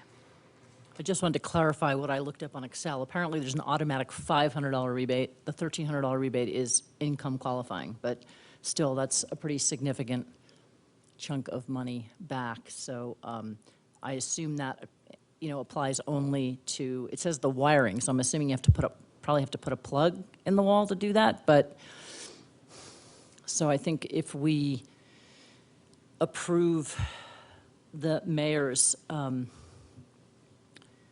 compromise recommendation, that probably most people would go ahead and hopefully complete the charger and then be eligible for at least $500 back if, you know, and if they were really, you know, had financial hardship, even more. So I just wanted to clarify that. Thank you, everyone, for the great discussion. Director Zucchero has some comments. So just on the rebate, I just want to clarify too. It may apply to new construction. It may not. I'm not 100% sure. It says you have to be living in the home to qualify, at least, but I don't know if you would qualify if it's new construction. So I just want to make sure we understand that if we're relying on that in the decision-making process. And then I do have maybe a little, if you do go with the amendment, I thought maybe I have some language that maybe it could be a little more specific to say that except only one electric vehicle charges. So, sorry. So where you had started modifying the language, Mayor Stolzman, where it says except, maybe say except that only one electric vehicle capable charging station shall be required for building permits issued pursuant to the 2018 edition of the IECC. I think it's the same thing. The mover accept. I would accept Does that the seconder language. accept? I would accept that as well. Thank you. Any other discussion of the motion as amended and clarified by Director Zucchero? Is everyone clear on what we'll be voting on? All right, then I'll close the public hearing, and I'll ask City Clerk Muth for a roll call vote. Mayor Pro Tem Maloney? Yes. Councilmember Most? Yes. Mayor Stolzman? Yes. Councilmember Dickinson? Yes. Councilmember Lay? No. Councilmember Fahey? Yes. Councilmember Brown? Yes. Thank you, everyone. Next on our agenda, so it's 7:30. We normally take a break at 8, but let's go ahead and take a 10-minute break now so we don't start the agenda item and then take a break in the middle of it. And so it is 7:34, and we will be back in action at 7:45.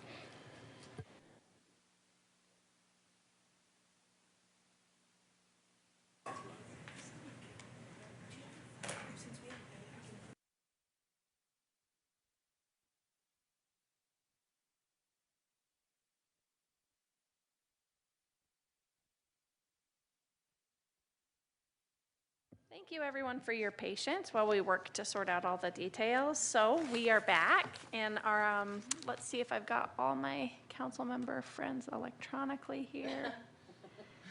All right, everyone is back. Thank you, everyone. And so our next agenda topic this evening is banquet or reception hall use group.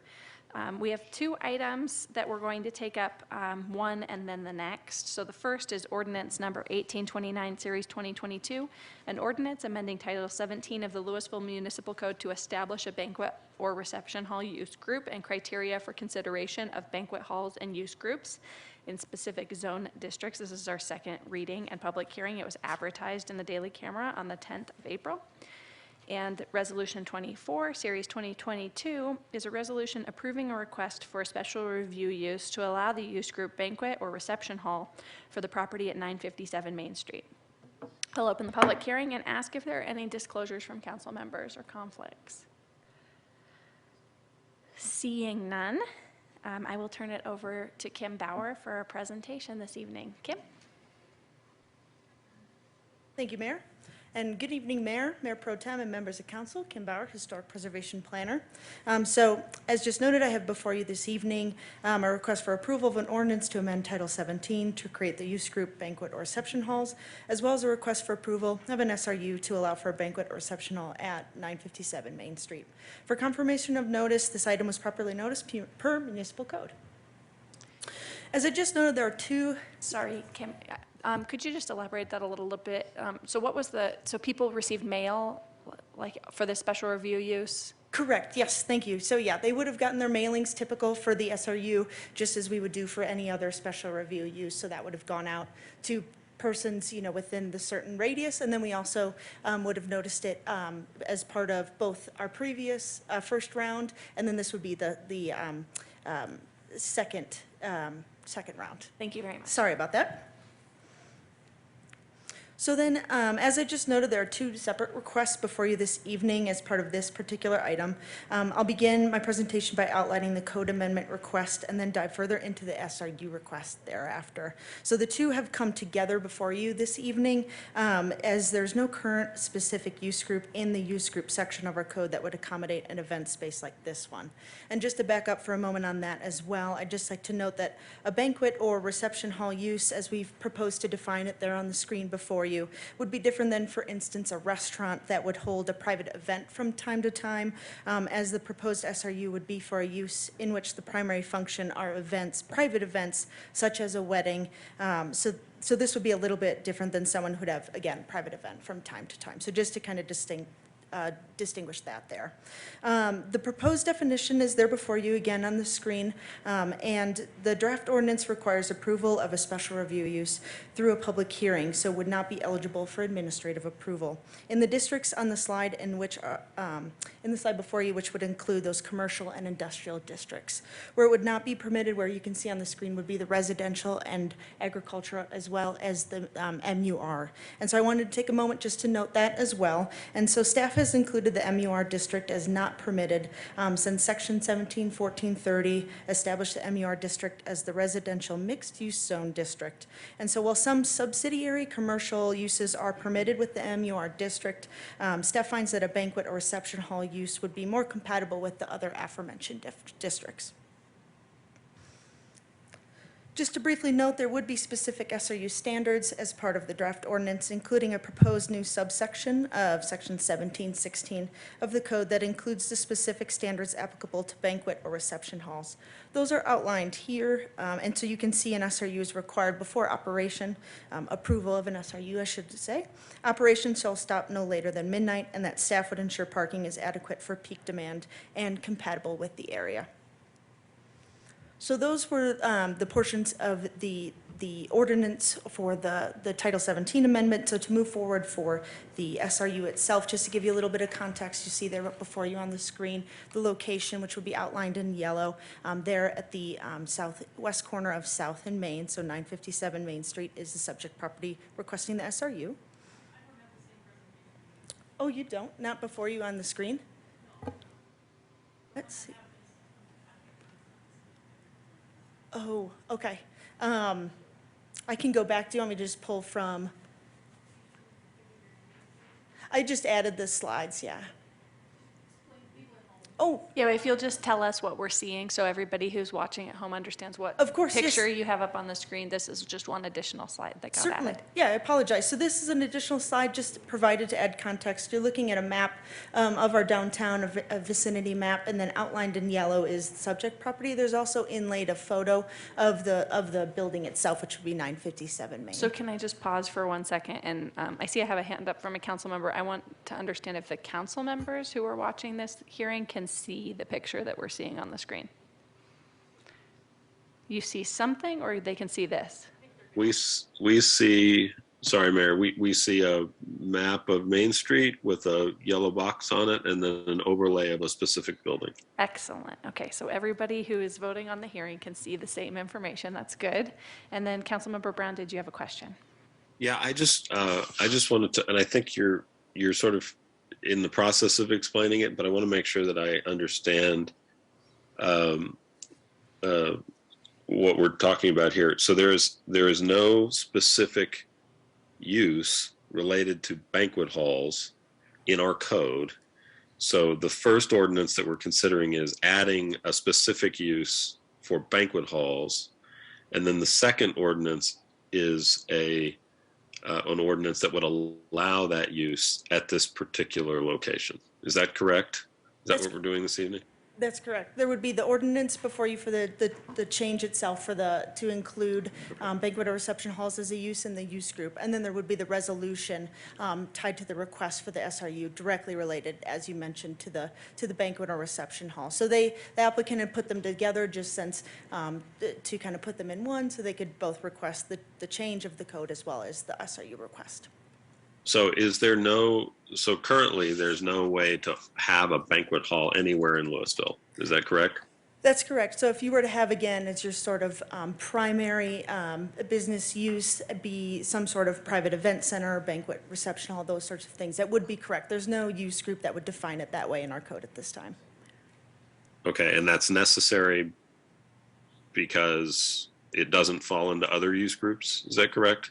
That's right. Since, for instance, with this particular SRU and then any other SRUs moving forward, they would, if they wanted to just have, again, some sort of banquet, reception, event center, those sorts of things, and that's their primary use at that location, right, they wouldn't be able to do that. So this would open them up to be able to request that in the zones we noted in the future. Okay. So then I have a question for the city attorney. Since this is sort of since this particular ordinance, the first ordinance, doesn't apply specifically to this property, is it considered legislative or quasi-judicial? Right. The first topic is a legislative topic. We're just Is a amending your legislative municipal code, right? And so Right. Okay.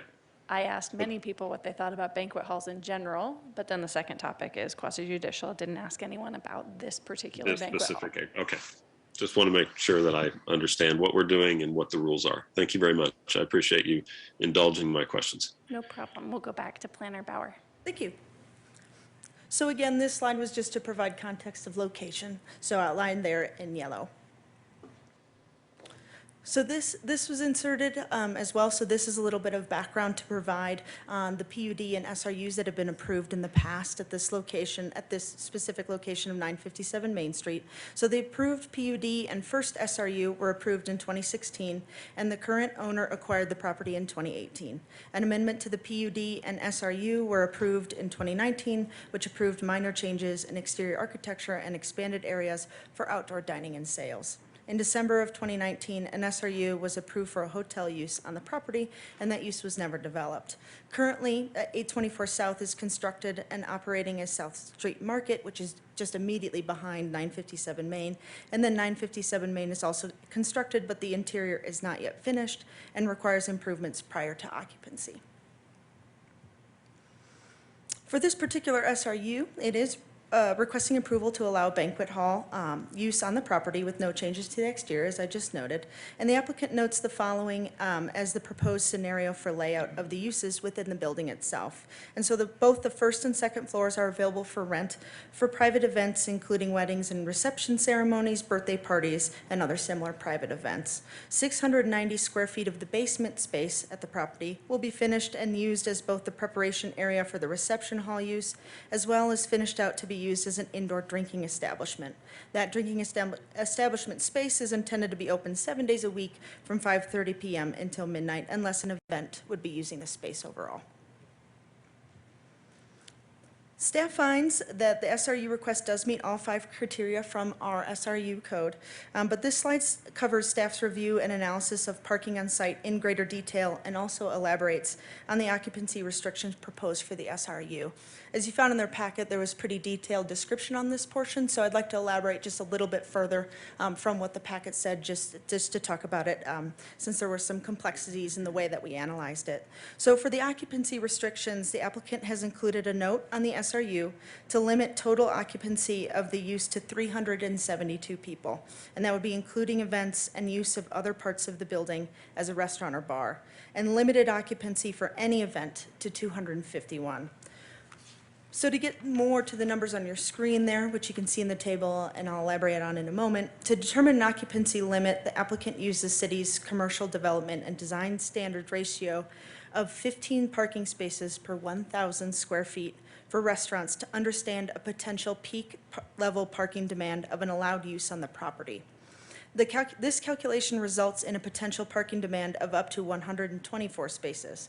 So if you're looking at the table before you, you see 2 lines. The second one that says restaurant bar, you can see 16 spaces on the basement. That would mean main level has 54, and then second level would have 54 for that total of 124 that I just mentioned. To understand an equivalent event space occupancy that would be supported by 124 spaces, a ratio of 1 space per 3 occupants or event seats was used. This is a common parking ratio for such uses and is consistent with the city's ratio for things like theater uses and events. This results in a maximum occupancy of 372. So to just elaborate quickly further, you would take that 124 spaces based on that occupancy, multiply it by the 1 to 3 ratio to get that 372. Staff would like to note that based on building code standard maximum occupancy, it is possible the space could accommodate over 700 occupants depending on floor plan layout. So the 372 is an effort to help keep those numbers down as it would relate to parking demand.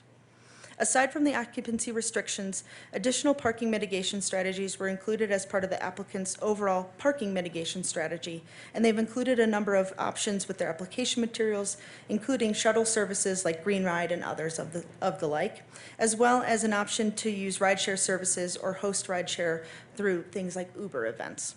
It should be noted that these plans, as I just mentioned, to use shuttle service are not part of the regulatory elements of an SRU plan, so the city cannot rely upon the parking plans to ensure reduced parking demand and should only be considered as anecdotal potential ways that some events may reduce parking for the area. A few final things I'd like to note is that this application's use is unique to downtown, which is why staff has presented this different way of analyzing parking and occupancy, which again is that table before you. In general, staff does not typically determine occupancy at the level of an SRU, since that is typically done at the time of building permit. But in this case, it was reviewed and added as a condition in an effort again to mitigate those parking numbers. In addition, parking standards from our code for downtown Lewisville are a little different than other areas of the city because they are reviewed at a ratio of 1 space per 500 square feet, only when there is building construction or expansion. Uses themselves in downtown wouldn't be reviewed for parking, but because this is a unique use, is a special review use, staff looked at parking a little bit differently.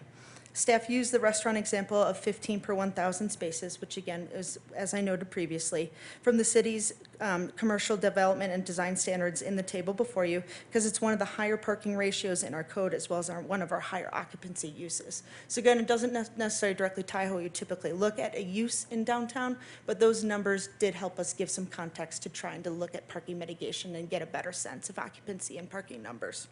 So with that, staff recommends approval of both Ordinance 1829 and Resolution 24, with a note to be added to the SRU that the reception hall shall not operate past midnight. And then I'm here for any questions. I'll move to the table to just give the space to the applicants who are here. I have Eric Cranstorff and his team ready for a presentation. Thank you. Thank you. Eric, when you're ready, please tell us what you'd like to tell us.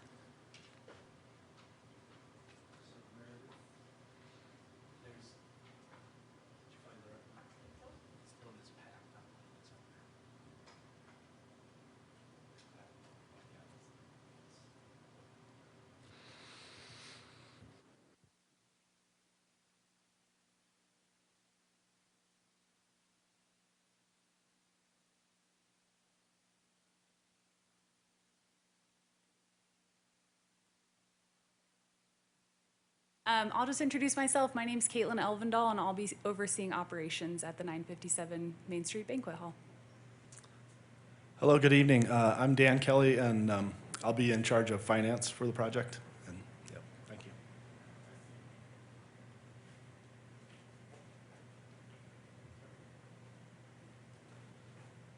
Had to consult with my IT manager over here. Oops.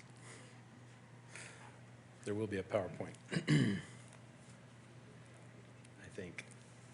Just so everybody watching's aware, we're just trying to make sure that the information that just came in is displayed for everybody regardless of what venue they're participating in the meeting. So whether they're on the Zoom or on Channel 8 or on YouTube or here in person, that we all have access to the same information. See if this works.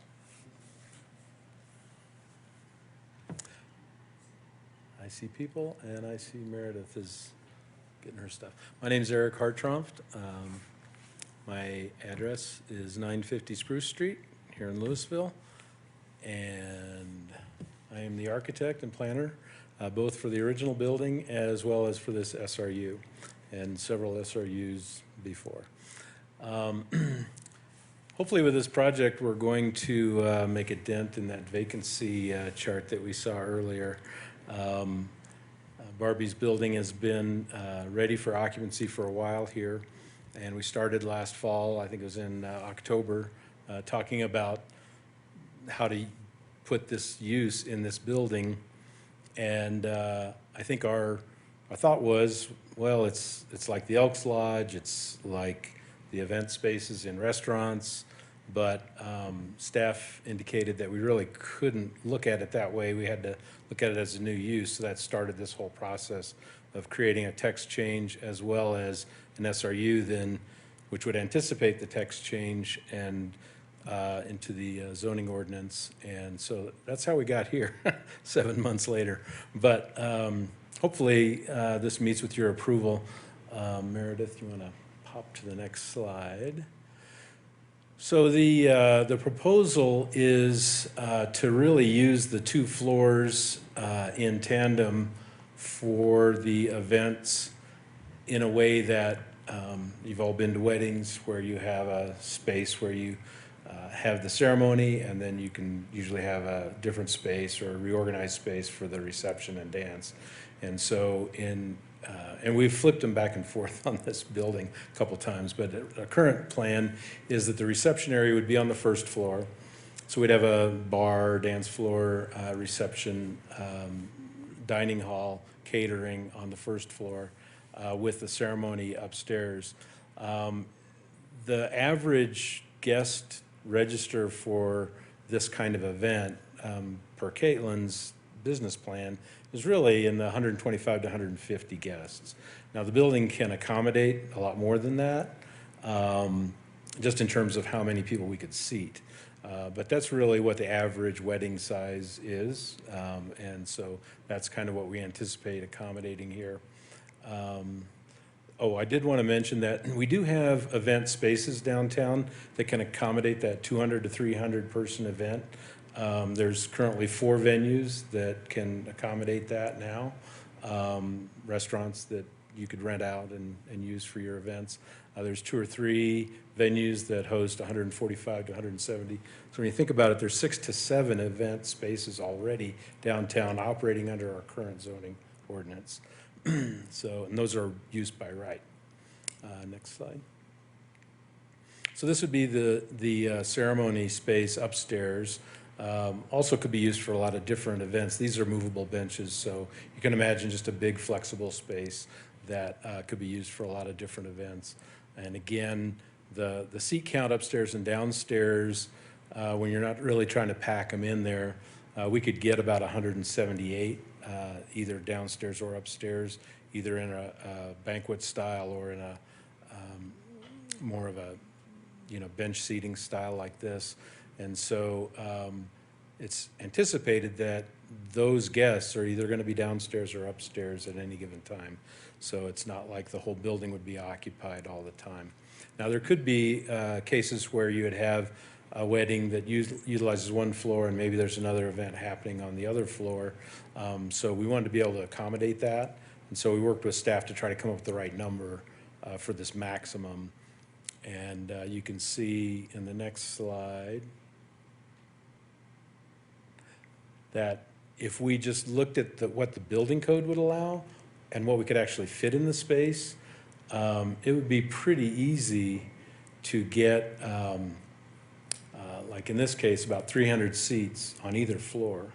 So whether you had a lecture hall or something like that, that would kind of be the maximum you could do on either of these floors.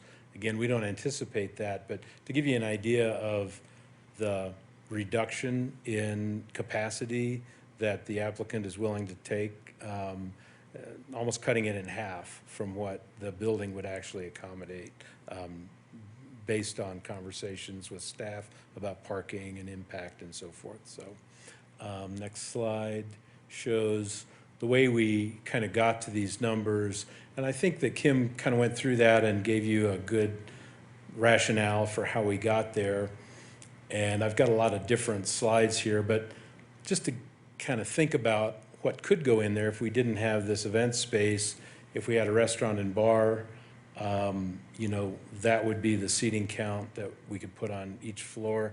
Let's say it was a lodge, which is like the Elks Club, used by right. You know, we could have 300-seat events on both floors if we wanted to. Maybe a reception on one floor and a lodge meeting on the other floor. So, but that would be a use by right. And those meetings happen similarly to these meetings or these events, you know, kind of periodically. So, again, I think what we're proposing is not really that unlike what could be a use by right. But in the sort of spirit of cooperation, this 372 occupants would be the total amount for the whole building, all 3 floors that would be regulated by the SRU. And then any single event couldn't exceed 251 occupants. So that's what the applicant has agreed to in the SRU, quite lower than some uses by right could accommodate. So, Meredith, yeah. I won't go into this because this is really the way we got there, which is what Kim already explained. So you can go to the next one. And this, again, is the way it was explained by Kim, so I won't go into that.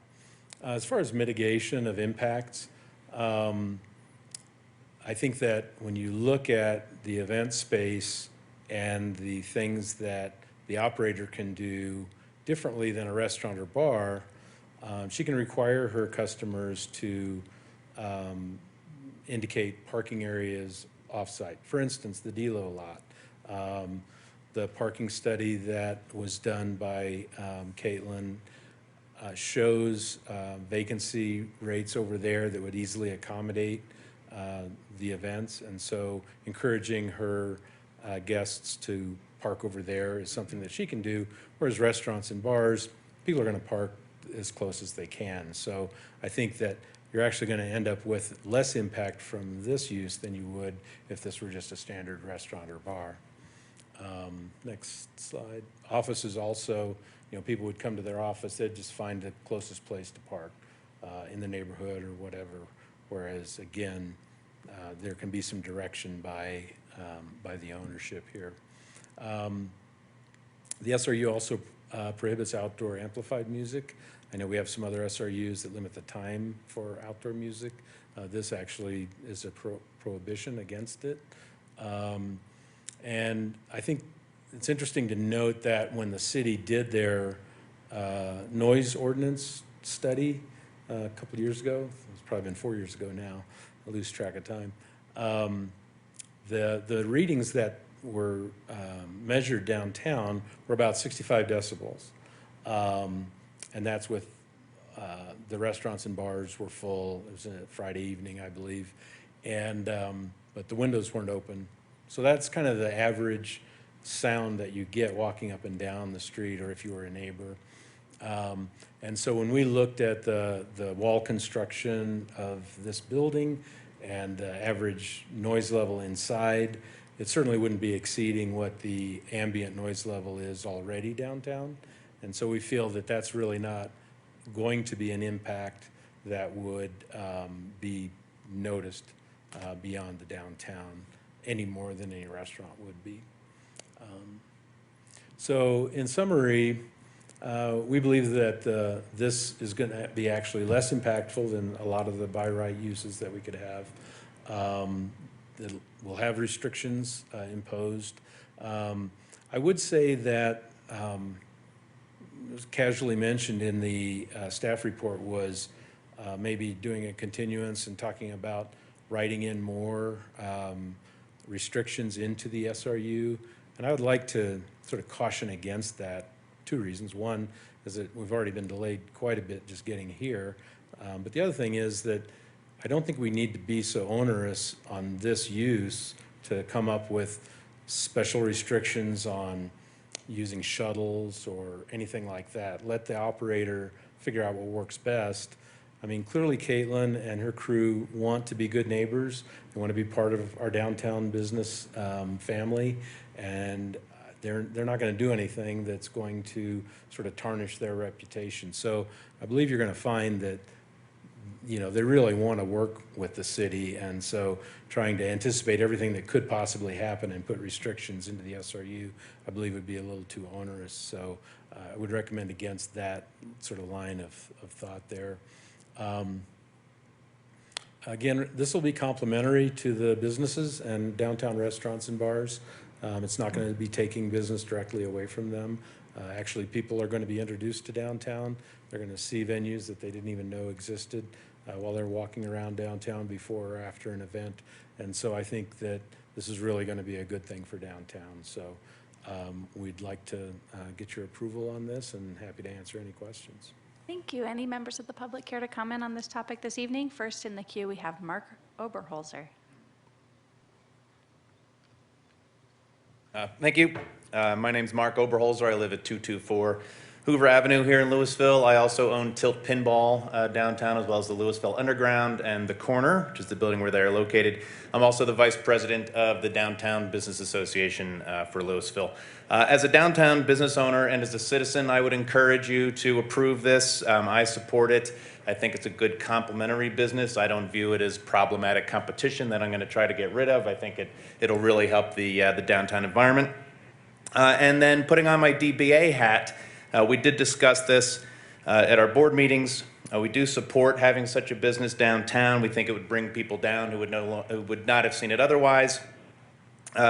We do not support the idea of adding additional restrictions to this. Having been listening to this process, it seems like Caitlin and Dan have made some accommodations already, lowering the occupancy substantially to help with the parking. And it just seems like adding shuttle and time restrictions, noise restrictions are somewhat arbitrarily aimed at this one business, and that just feels a little bit unfair and unnecessary. I would also ask you not to delay this process. I don't know how strongly Caitlin and Dan feel about it, but sitting through this, I get very frustrated by some of the substantial delays that happen. The planning meeting went late, and so they decided, well, we'll talk about this next month. So that's maybe a month delay, maybe 6 weeks. It depends on how the timing of city council and planning, excuse me, planning meetings occur. And certainly to the people sitting on boards, you don't feel that. It's 1 month, we'll talk about it next time, that kind of thing. But to Barbie and Caitlin, that's at least a month delay on their business plan. And depending on where the timing hits, this being somewhat of a seasonal business, they might have missed next summer by this point. I don't know the answer to that, but I just encourage you as a general rule, and here specifically, to just please be cognizant of how your decisions that might cause delays would really affect a business. And in conclusion, I would just say that I've met with Caitlin and Dan. They have a good business plan, they have good experience, and I think they'd make a welcome addition to downtown, so I would encourage you to pass this as written. Thank you very much. Thank you. Next, we have Mike Cranstorff.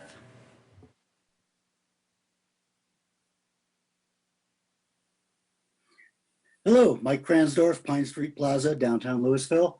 I'm in support of the new use.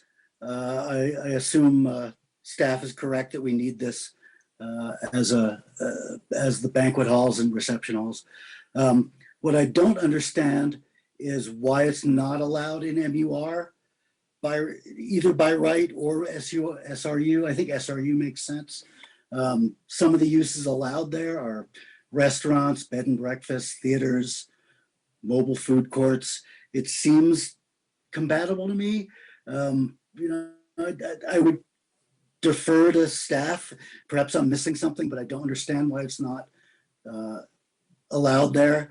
And the applicant brings forward that they would park at Delo, which is a place where it would not be allowed to have one of these uses. So you would offload parking there, but they couldn't have one. It just doesn't make sense to me. As I said, I'm supportive of the use. It seems to me MUR makes sense for this. That's all. Thanks very much.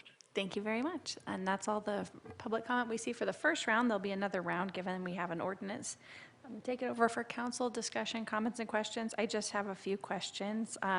Generally supportive of things, so please don't take my questions the wrong way.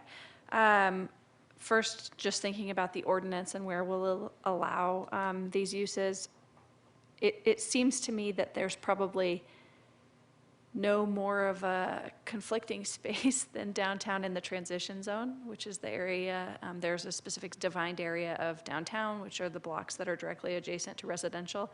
And so I am confused as to why it wouldn't be allowed in the MUR districts, which are zoned in to try to encourage like a mix of commercial activity and residential. So if staff could just elaborate on why it wasn't recommended to be an SRU in the MUR district. Sure, thank you, Mayor. Yeah, so just as I noted in our reading at the time of kind of drafting the documents and analyzing the request, when we looked at MUR, we had noted just the reading of this sort of ancillary commercial uses, and that's where it came from. Certainly, if the council wishes to add that and that be an SRU or by right either way, that could be something you could do this evening. But that was just staff's reading at the time. Thank you. And so I'm supportive of adding the MUR district as an SRU if this is a type of use that we want in these other areas. It seems very similar from my perspective. And then just on the parking, is there could we pull up a Google Earth of sort of like that alley view of this property? I know we had a lot of discussion when we talked about a previous SRU around trying a unique proposal for the American with Disabilities Act parking spaces. And so I just would like to see how that's looking.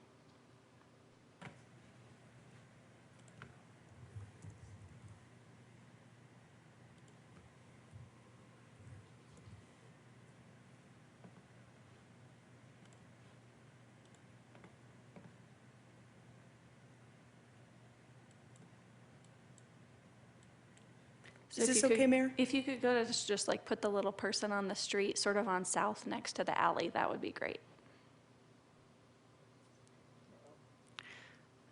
So that's perfect, thanks.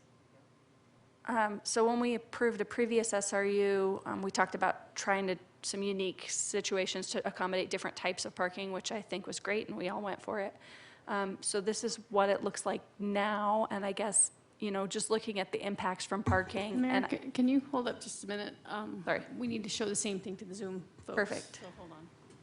We're screen sharing with the folks on Zoom. Sorry about that. We'll just wait 1 second so everyone can see. Thank you, City Clerk Muth, for helping us through all of this.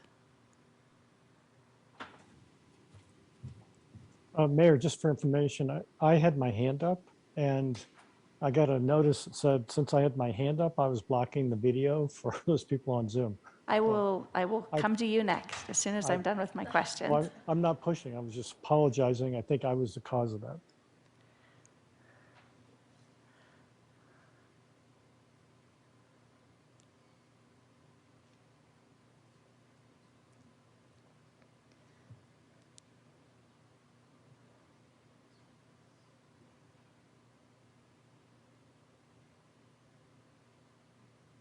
It's not working like we.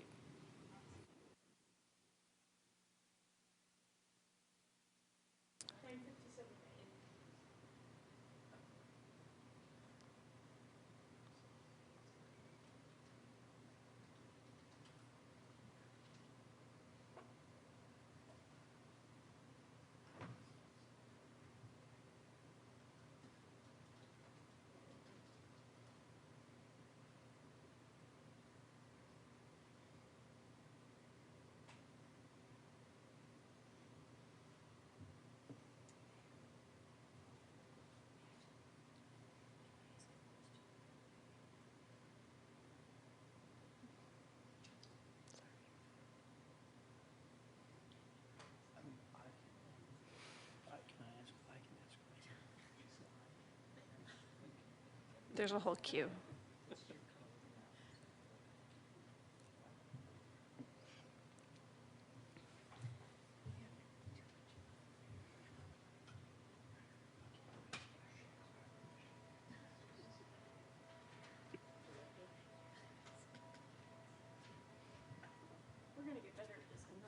Mayor, we can see that now. That's helpful. I'm glad you can. We now can't. Oh, okay, sorry. Okay, now can you still see it? We can, yes. Okay, fantastic. So everyone can see. Perfect. And so I guess I'll just ask maybe Eric and maybe the staff, is there a plan to relocate the utility poles? I know the urban renewal district, which this is in, like that's an eligible expenditure. Maybe there's funds available from the LRC to be able to underground that, get rid of, it just seems odd to have a power line blocking the handicap parking space. Yeah, so it technically doesn't block it. The width of the space is clear of the power pole. Our initial plan was to move it. It turned out to be very expensive to move it. The Urban Renewal Authority wouldn't pay for it? Well, we didn't get it into the request, so this would be a whole new request to do that. So I think if somebody wanted to initiate that, I believe the LRC could help with that. I think they've indicated that.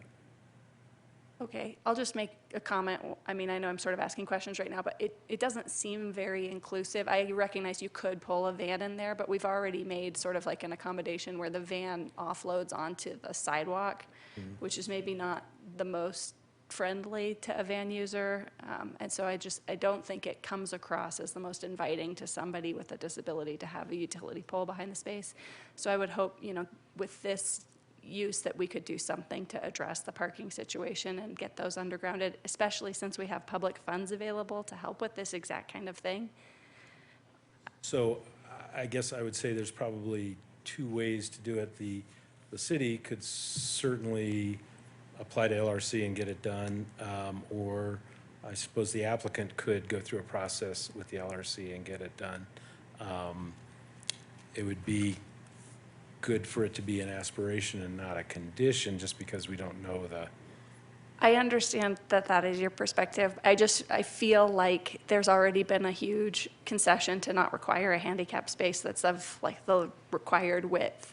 And since we're able to provide public funds, I understand why you would prefer it to be an aspiration. And I just am not sure that that completely meets the spirit of the special review use requirements for a space. It seems like it has to get done one way or another. So a way that the city council can make sure something gets done is if it's written in as a requirement. Sure. And I'm not trying to like complicate things here. It just seems like it's pretty problematic. So I don't have another question on that. Thank you very much. I will say though that space is fully compliant with all ADA requirements. It truly is. So I'm just, you know. It may look be, it doesn't odd, look but- like it at all. I mean, there's a utility pole behind the space, and if you're a quadriplegic and in a van and you're unloading on the sidewalk and blocking it, and another person comes up in a wheelchair, it certainly would put you in a situation that felt uncomfortable. And I think we're trying to make sure we create an inclusive environment. So I'm not disputing whether it meets the legal requirements. It doesn't seem very inclusive when you look at it, from my perspective. And then I just have one other comment, and that's just on the noise restrictions. Twice since I've been on council, we've looked at making uniform noise restrictions, just so that it could be uniformly applied in every situation. And each time we've studied it, the business community has come out and asked that we do it on a case-by-case basis. So I know we had a public comment that it seems arbitrary to apply it on a case-by-case basis, but previously when we tried to do a uniform approach, we were asked to do it on a case-by-case basis. So here we are, and I do think it's appropriate to consider on a case-by-case basis, because that's the process that we've put in place. And if we don't want to consider it on a case-by-case basis, I think we have an obligation to come up with a uniform requirement. So those are my comments. We have a queue of basically every council member, so just be patient and I will get to you. Mayor Pro Tem Maloney. Thank you, Mayor. Well, first, I would like Council Brown, I was surprised we didn't have an ordinance that covered banquet spaces. So I appreciate staff working on this, and I do support the concept of the ordinance, and so I'm going to be supporting that. There is one question I had, and the mayor also brought it up, and that's the MU-R. As Michael Cranstorff had mentioned, he wrote an email to us, and then he testified just a little while ago. I agree with the DLO area should be considered for this. And the question I have is, that's just one area, but are there, and this is a question for Kim or anybody else in staff, if we approve the MU-R with an SRU, are there unintended consequences of that in other parts of the city that we need to be considering? Director Zakiro. And I don't know that I heard the entire question. The question is, are there unintended, what are some of the unintended consequences of allowing this type of use in the MUR district in other areas of the city that we might not be considering? Yes, absolutely. So I think there's, so I don't think staff's opposed to putting it in the MUR district. I think we were being cautious, knowing that the way the MUR has developed is predominantly residential. But having it as an SRU, it is at the discretion of city council ultimately based on context. So that really helps address any concerns about unintended consequences. I think what could be an unintended consequence, of locating this type of use anywhere in or near residential is, there could be certain noise impacts from late night events. I understand it's not easily distinguishable from other uses in downtown or in mixed use districts that are event spaces, but that would be what you would be worried about is, are there, parking impacts? Are there noise impacts that would disturb the residents in an undue manner? So that's what we'd be concerned about. Okay, well, thank you, Director Sakaro. Mayor Pro Tem Maloney, we can't hear you.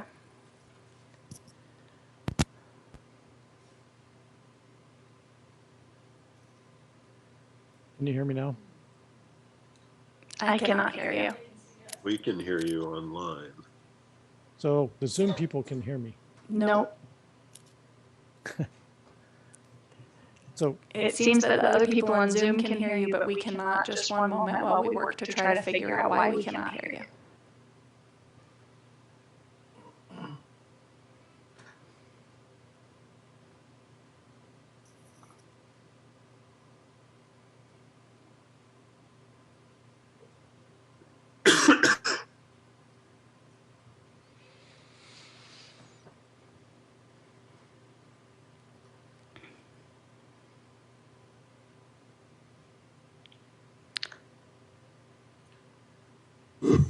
Mayor Pro Tem Maloney, can you speak again?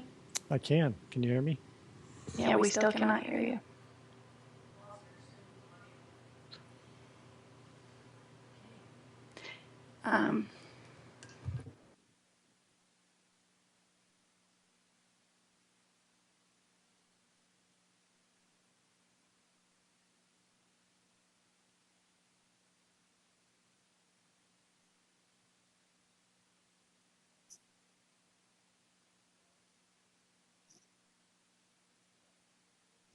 Dennis, have you tried yelling?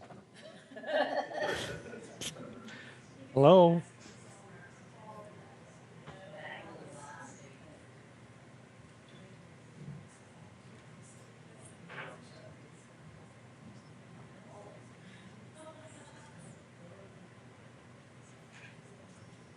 Oh, just one more minute.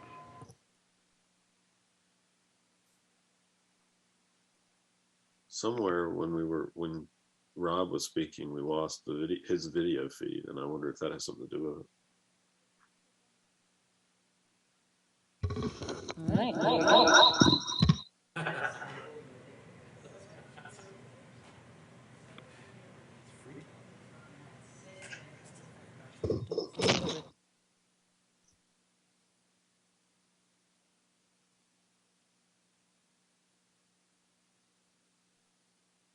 We are going to reboot our Zoom on our side to see if we can connect you back.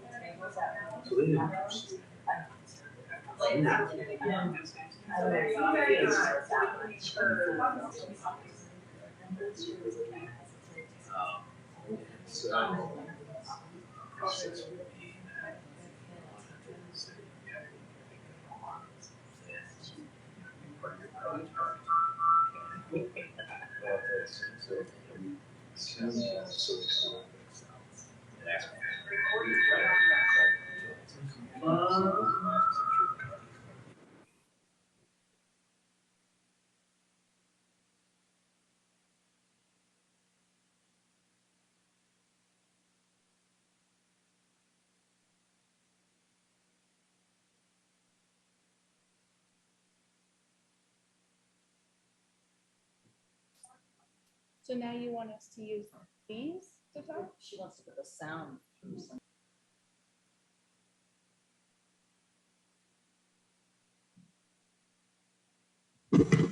Dennis, can you hear us? Yes, I can. Can you hear me? The audience isn't.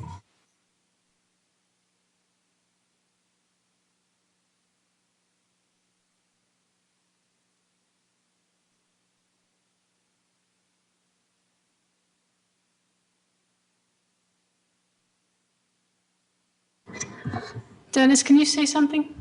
Yes, I can.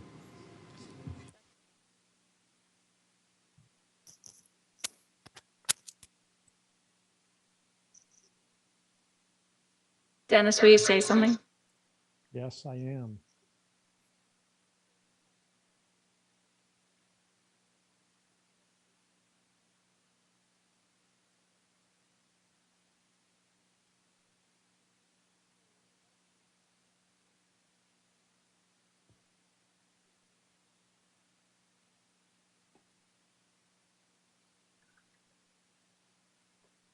Okay, Dennis, will you say something again? Yes, hello. So we can all take turns. We just have to make sure we mute ourselves, and then we have to make sure to have one computer on at a time.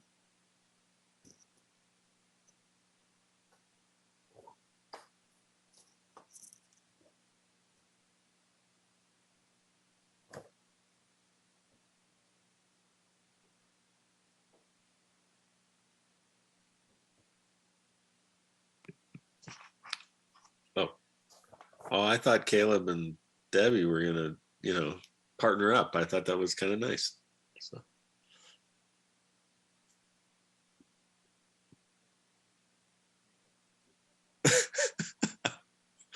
Maybe you can all get on one screen.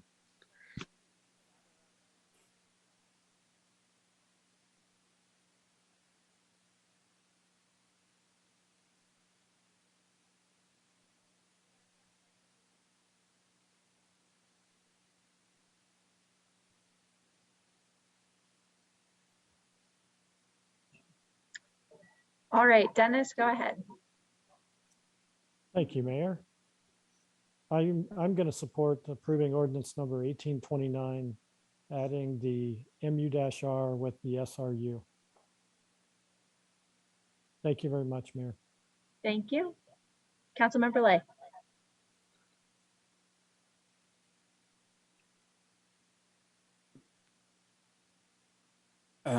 I was going to ask you to put up the Google Earth again, or the Google traffic or whatever I am not going to do that.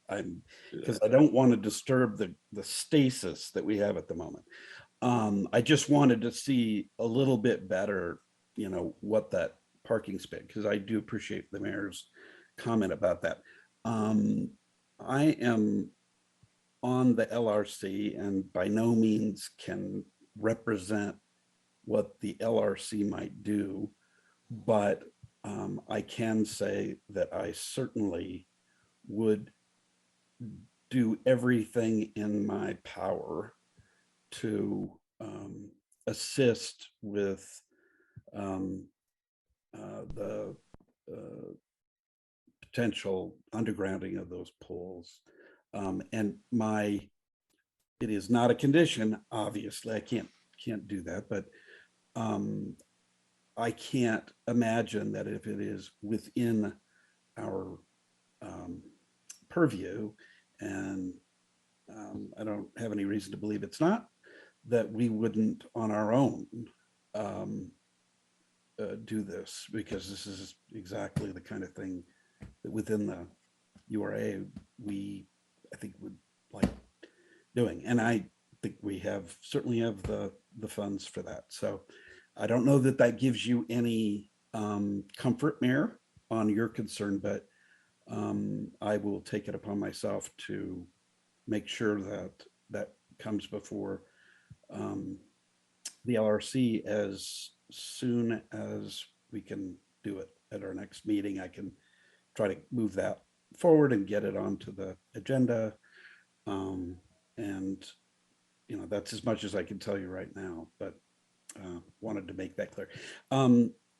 The other thing is, I think this is we're going to support the ordinance. I think it, as the Mayor Pro Tem just mentioned, and I think that the SRU criteria are met. So I'll be supportive of both. Thanks. And one last thing, I don't think we should attach any further conditions on it. I was really appreciative that the applicant took into consideration the noise and analyzed that. I thought that was good, and they'll be subject to the same sorts of requirements that anybody else on the street will be. So I'm glad of that as well. Thanks.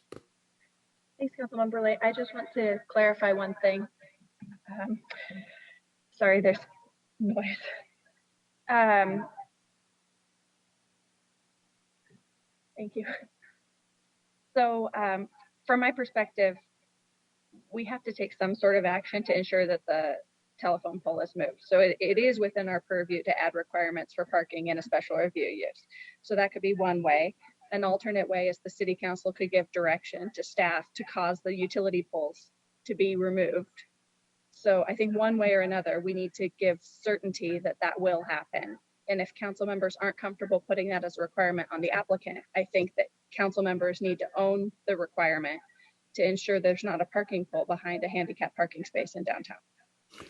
And Mayor, I think this is one of those where by any reasonable means necessary, I think the council should do what you're suggesting.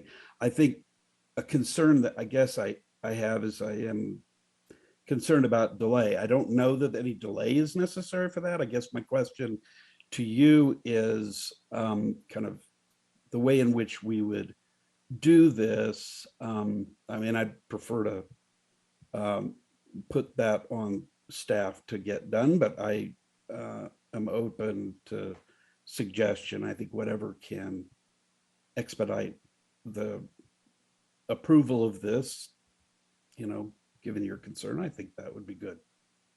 Thank you, Councilmember Lay. And just to clarify, I'm totally open with having the staff do it. I do think there's an equity issue. We have power poles on many, many, many private properties in downtown. So if we make if we say right here, we're going to underground these power lines on this private property in downtown, we ought to do it for everyone. And I'm perfectly comfortable with that. We have a utility undergrounding fund. We have an urban renewal authority with a stated purpose for undergrounding power lines, and we should do that. That's totally fine. But alternatively, this is a private property owner, and every other property owner in downtown similarly situated has undergrounded their own lines. So I think there are many paths forward, but we should have certainty and ensure that there's not a power pole behind a handicap parking space in downtown. Councilmember Lay. Absolutely agree with the last statement.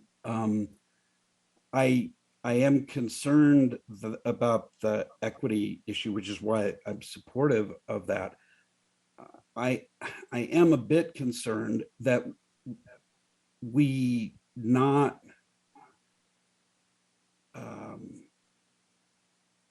get ourselves in a quasi-judicial proceeding into an equity issue with respect to other private properties. I think the reason why I think that there's a principal distinction between this and others is that we are doing this for a specific purpose, which is to address a very clear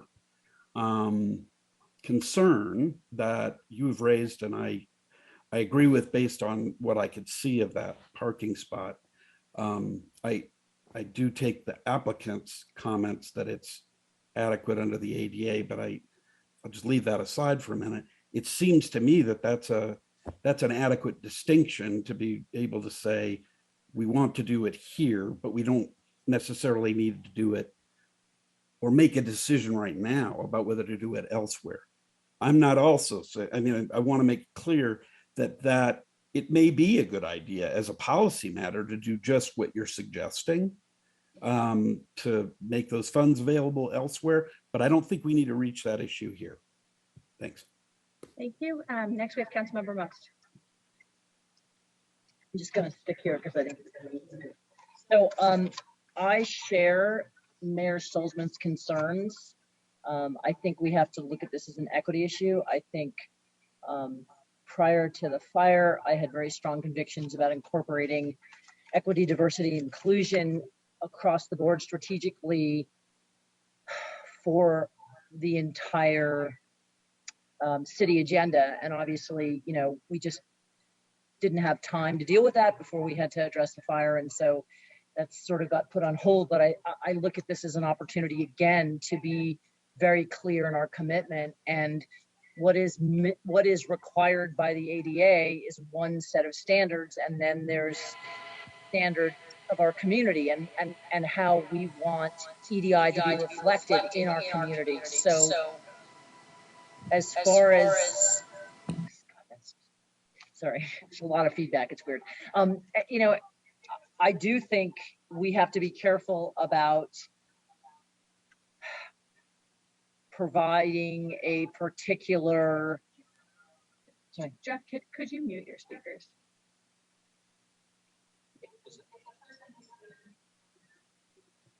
Yeah, it's really hard. Anyway. Got it? Okay. So anyway, I think that there, oh, you still haven't done it. No, somebody else. Okay. Sorry, folks. I think it is, I do think we, you know, as much as I understand the applicant's urgency in terms of moving forward with their business, and I do want to state outright, I am actually really thrilled about this use. I think it's getting there. Yes. Okay. Thank you. I do think it's really great. I myself personally had my daughter's bat mitzvah in 2018, and I had to go do it in a church in,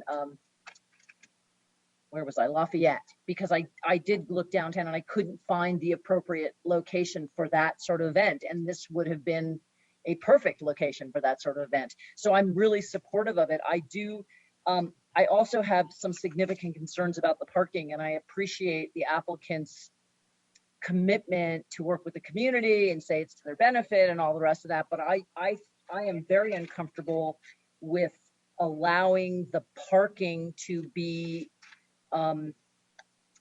sort of not included in this what's the right word? My brain is not working. Sorry. In this regulation, what is it? I'm sorry, ordinance. That's the word. Sorry. senior moment. Anyway, I'm concerned about it because, I think the applicant has put forth some viable solutions in terms of how to deal with the parking. We have a history in this community of some serious conflicts around parking downtown between residents and the businesses. And we haven't had that recently. I think part of that is, somewhat due to COVID, but I think we have to really be sensitive to the fact that this property is operating within that downtown corridor, which sits in the middle of a lot of residences. And I would be very uncomfortable sort of leaving those options open, because as much as you can encourage people who are coming to a particular place to use these alternative methods of transportation, you can't require it. And, if we have 200 people show up at this, within a half an hour downtown on a Friday or Saturday night, I think that's going to potentially negatively impact our entire business community. So I'm extremely supportive of this, but I do believe, because of the potential negative impact of the parking to the community, to both, what could extend into the residential areas where we already have issues, and hopefully we're all going to get to a place where that could be a problem, what we have again on Friday and Saturday nights, which would be good for the community in some respect. But I am concerned that we're going to, that at the same time that hopefully we're starting to create new levels of normalcy, that impact could be exacerbated. So I'm uncomfortable with the idea of not putting those parking suggestions into the ordinance as part of the ordinance, because I just think we will be back here in 6 months or a year with a lot of unhappy residents and businesses. So that's a concern. The other concern I have, and perhaps you can answer some of these questions, is I'm just wondering about sort of the whole delivery situation, and sort of, when you have big events, you have lots of different vendors showing up with food, with liquor, with, and I guess you have a liquor license, but still for particular events, you may have specific kinds of deliveries. And I'm just wondering about how that's going to work in terms of the layout of this space. And would we expect those to be on South Street, on Main Street? Is there anything that we're doing in the community in terms of designating areas for drop off or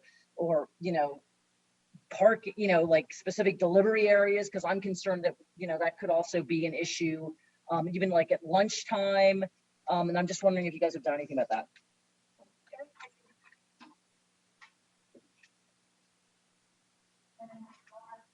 City staff, if you could turn on the microphone on the computer so the people at home can hear.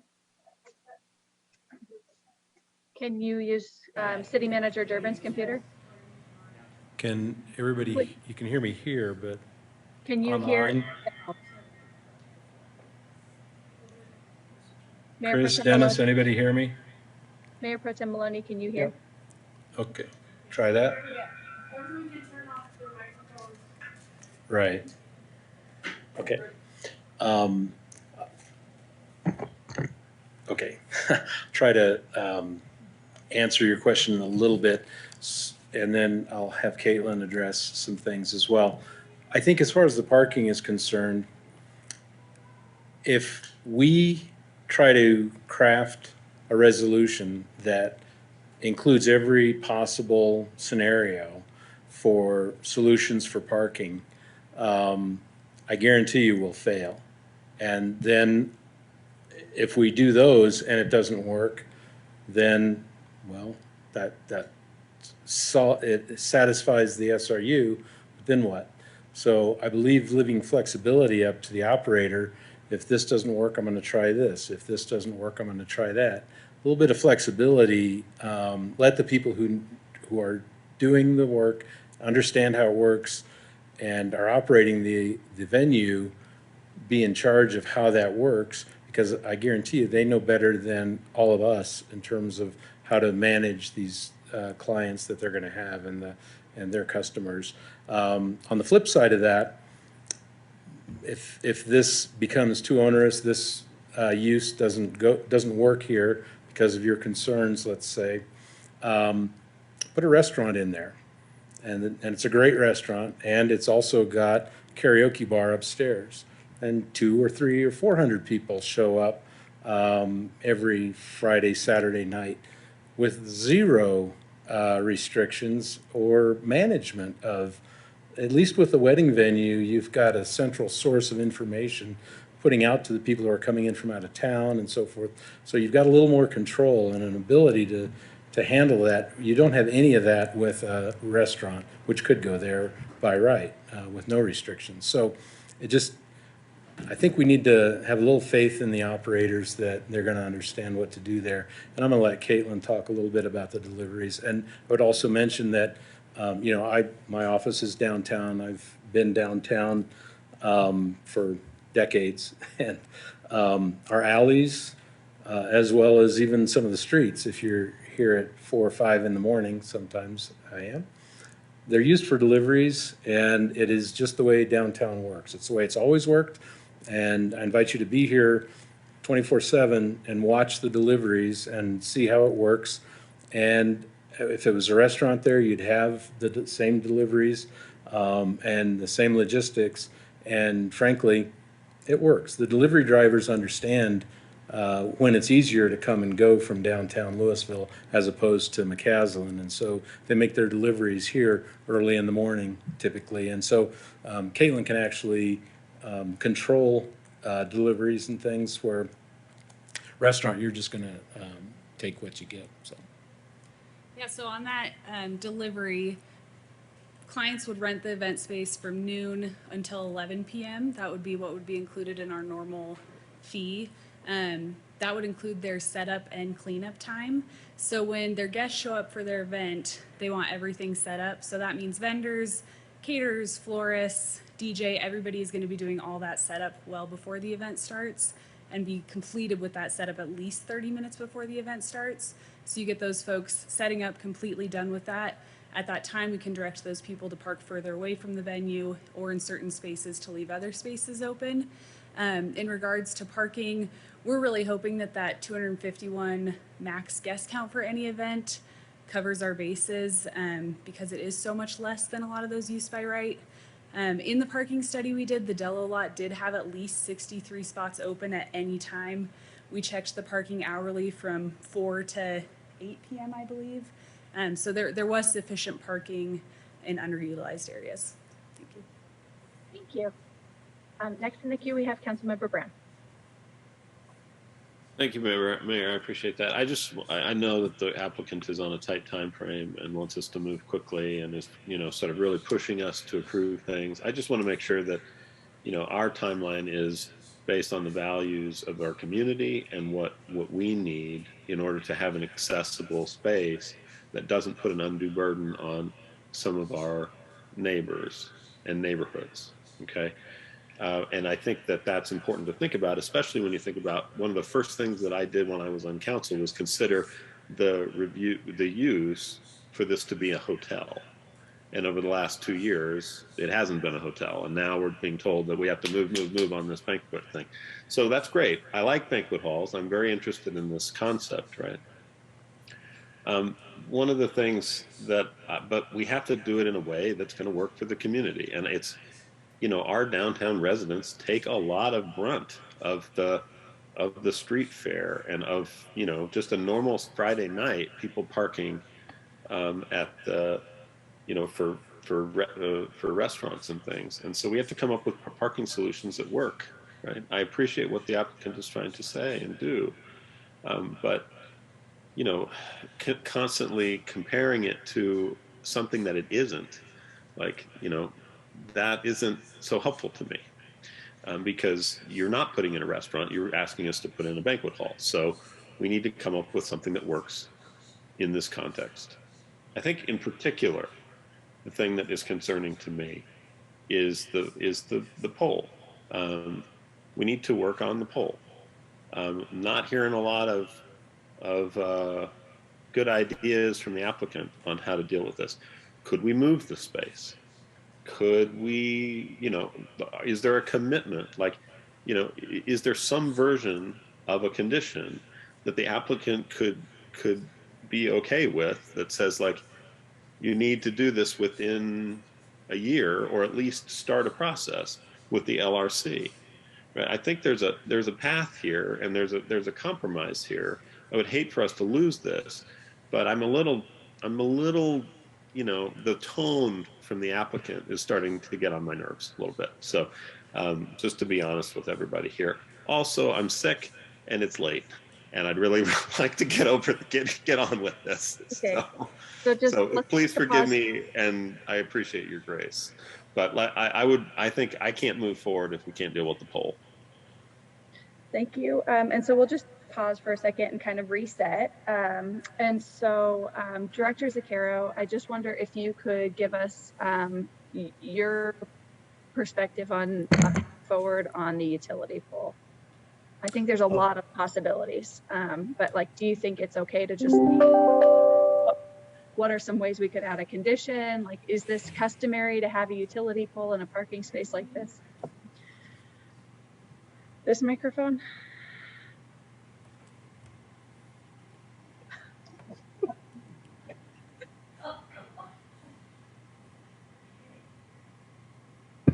Director Zucchero, if you could give us just some perspective on different ways to deal with the utility pole. Okay, so I think there's lots of different options to deal with the utility pole. I mean, if there's an expectation of public funding, that is a process that would take some time going through LRC. Some of the ways you could deal with the utility pole in the short term too is they could buy out a space, move the handicap space over, and then have a proper loading zone that's not on the sidewalk. So that is one option that we haven't talked about. That would probably require a fee in lieu then for that additional space. Just a little, can I talk a little bit about downtown parking too? Because I think that might help clarify. Okay, so downtown parking is very different than any other commercial zone in our city for good reason. It's a very pedestrian-friendly area. We don't want to have a focus on-lot parking. Downtown is intended to have shared parking. There's street parking. The city owns and operates several public lots so that all the businesses share parking rather than having an auto-oriented district. So that's why we have this really unique standard of 1 per 500 square feet, and we allow minor building additions without additional parking. We have the fee in lieu. The fee in lieu is to go towards parking management and purchasing and operating public parking that all the businesses can share downtown. So I just wanted to mention that. And I just wanted to mention the loading zone too. So our downtown design standards don't require a loading space actually. It encourages loading. But we've had this discussion over the years about new developments. Where do they load? Do they load in the alleys? We do usually ask someone to have it designated. We've had people put on the actual parking spaces in the alley signs, like loading zone in the morning, but then it can be public. So just to try to answer that question as well. And then, sorry, Mayor, to get back to the question about the poll. I'm not quite sure how to make it a condition of this application. It was a condition that is existing and was accepted at some point by City Council. So I think we could, there could, as you had mentioned before, you could just direct staff to continue to look at relocating the pole. We did look at undergrounding this section when we were working with Public Works, using the undergrounding funds and trying to make priorities. It's very complicated. It's not as our current undergrounding project out on 42. It's a lot easier than here in the alley. It's very complicated. And so we decided not to pursue that with those funds. Director Zucchero, could you elaborate on the condition that was approved? So my recollection of the condition, and maybe we can pull it up and look at it, is that, staff or council can revoke it if it doesn't seem to be working. The special review use. On this parking space that we accepted that's non-conforming. I'll have to look that up. I'm not familiar with that exact language. So that would have been the original PUD for the building, I assume is what you're referring to. So I'll have to pull that up then while there's other deliberations. Okay, and so maybe there's already enough language with the staff authority that already exists that if what the appropriate thing to do in the PUD is say that this isn't working or appropriate and just already require the fee in lieu. I will look that up. I'm not Okay. familiar with that language, but I'll look it up right now. That'd be great. Okay. Thanks. Any other council comments or discussion? And then we'll take our second round of public comment, and then we'll come back for more council comments. Councilmember Dickinson. Thank you, Mayor. So, yeah, bunch of things here. I guess I'm a little confused by the process, just in the sense that we're dealing with, a banquet hall ordinance, a SRU, and now a utility pole issue, and then also sort of the parking around it.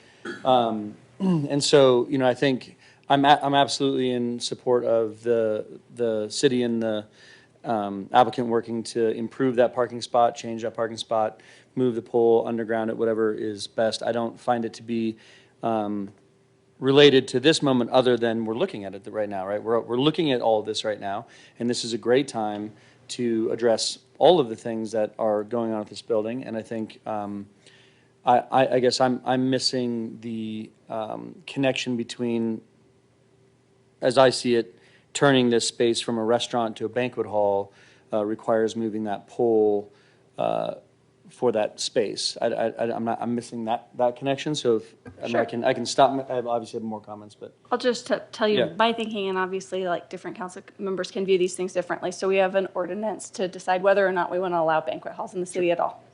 Totally separate. Then we have a special review use for a use. If we approve the ordinance to allow banquet halls, it would Right. require a special review use. Yeah. And it sounds like everyone's supportive of that. Right.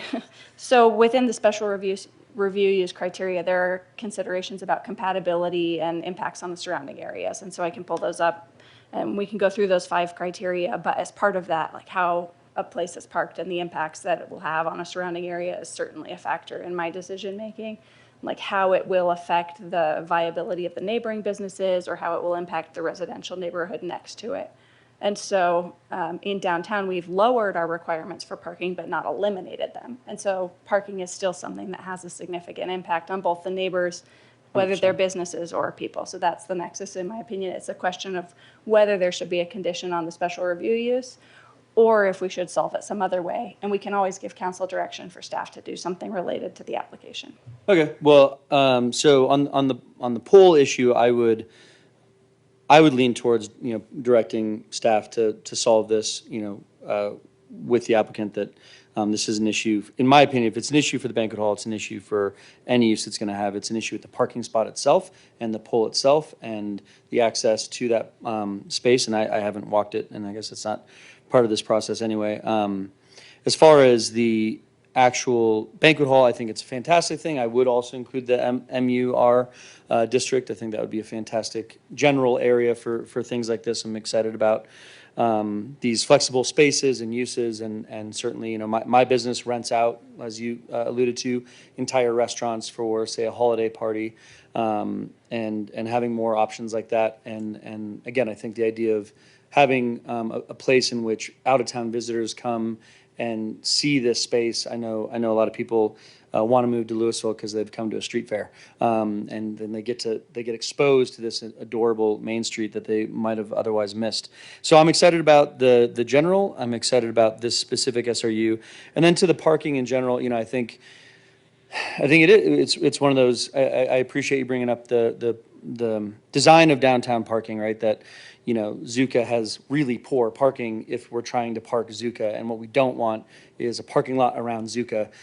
We want people to park elsewhere and then walk to Zuka, and so I do think it's appropriate to think about what the potential uses are, and if one of the potential uses is a restaurant, we're not going to ask for specific trolley ideas for how Verde is going to park their restaurant goers. We're not gonna put that, but so I think there's this concept, and I think an image of, wow, 250 people are rolling in for a wedding. How are you fixing that? This is crazy. You're gonna have 250 people come in for a wedding tonight. How are you gonna park it? But we don't ask Waterloo, what are you gonna do with your 250 people that are coming to eat dinner here tonight? Because it's not an event. It's not like a bunch of people all together. It's a bunch of individuals. Some walked, some drove, some whatever. So I think I get it. I get why there's, I'm having that same sort of emotional reaction of like, whoa, we're gonna have like big parties here, and you have a lot of people coming, what's your solution? And it sounds like you have some solutions, and I'm comfortable with those. It sounds that you're having a business in downtown Lewisville that you will have to rely on public parking and library parking and dealer parking and street parking and residential parking. You are actually allowed to park in our residential streets. While that's inconvenient, I think, for some, including myself, I live very close to downtown, that is legal. To my brother lives a half a block away, so you can park in his garage. But no, I do appreciate the concerns. I just don't think that any of them are concerns for me outside of any other use that would come here. So I really want to separate these out. I'm in support of banquet halls, including the MUR. I'm in support of this SRU and the designed use for it. I'm in support of fixing the pole and making that a better handicap parking spot in general. And I think that's enough from me. Thank you. And so let's take any other public comment on this agenda topic tonight. Any members of the public care to make any final comments? Mark, please. Thank you. Just a couple brief comments. One on the parking. The one thought occurred to me is, first of all, as Eric mentioned, almost impossible to try to craft something that's really going to work. And, if somebody comes and Caitlin tells them to park over there and somebody parks in front of Caleb's house and walks down there, you're either going to go, oh, did you park in front of Caleb's house? Well, you're not allowed to come in, right? I mean, you're not going to be able to control it. Absolutely. And so I think the best we can do is have Caitlin encourage her customers to do it. And I think it's in her best interest to do that. Right? She wants to tell all of her customers, hey, when you get here, this is how you park. And if you park this way, you're going to be much happier. And she'll have happier customers. So I think that aligns. And just to address a couple of Kyle's points.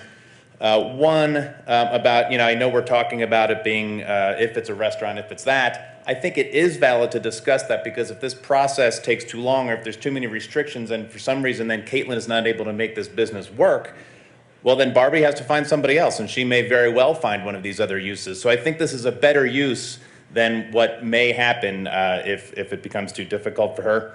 And then I would also just ask that if you have any animosity toward the requests for speeding this process up, please direct those at me. I asked for that a lot more than the applicant did, so I apologize for that if that's been a problem, but please don't take it out on the applicant for that. Thank you.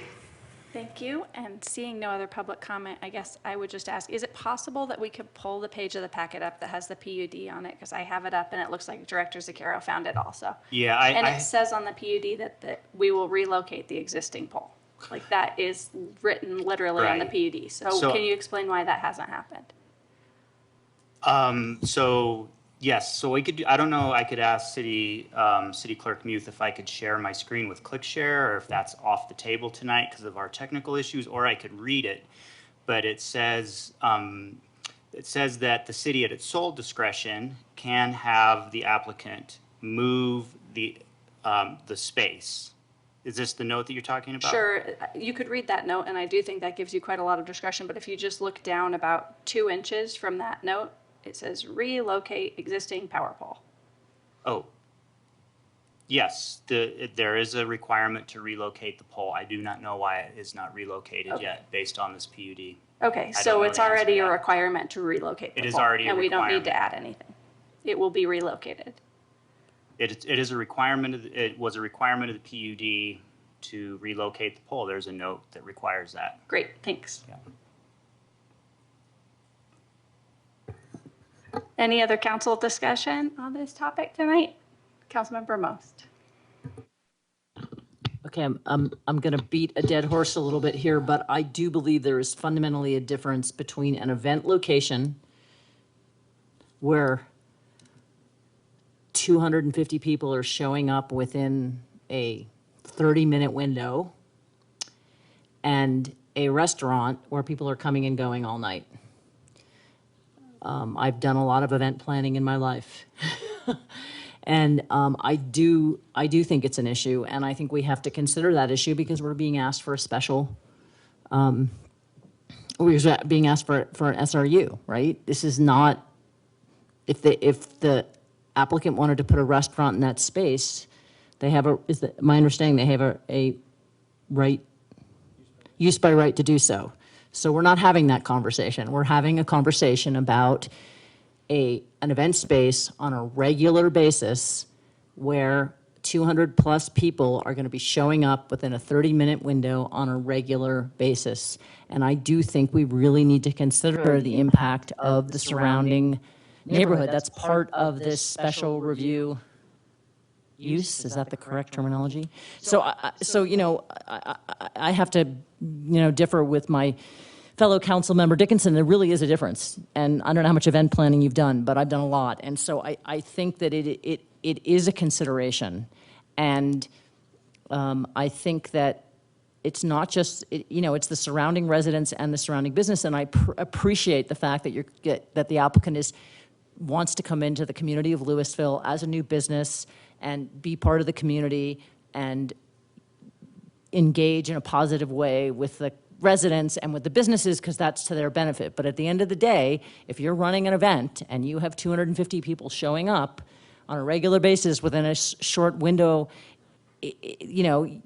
that's going to be your priority. Serving those people is going to be your priority, and serving them because they are the guests of the person who's paying the bill. And so I do think we have to think about the implications. And I think, as you mentioned, yes, there's no single solution. But what's interesting to me, at the same time, what I'm hearing is that we couldn't possibly come up with a solution for this that anticipates the issues we're going to deal with, and yet you're asking us to trust you with and you've given us a list of solutions that you want to use. So either you believe that those solutions are viable, right? And on some level, you should be willing to commit to them, and I'm certainly willing to allow some flexibility. Or what you're saying is you're giving us a list of solutions that that aren't going to work, or that you can't, So I feel like it's important for us to consider all the residents and all the other businesses and the potential impact that this business is going to have in that area. Great, thank you. So in the queue, we have Mayor Pro Tem Maloney and then Councilmember Brown. Thank you, Mayor. Are you trying to procedurally vote on both the ordinance and the resolution at the same time?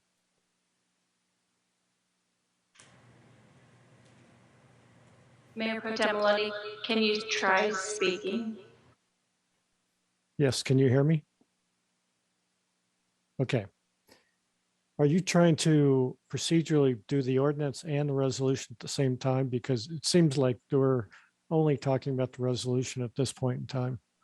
We need a motion, and we'll take the ordinance up first. And if the ordinance passes, then we can take up the resolution. Right.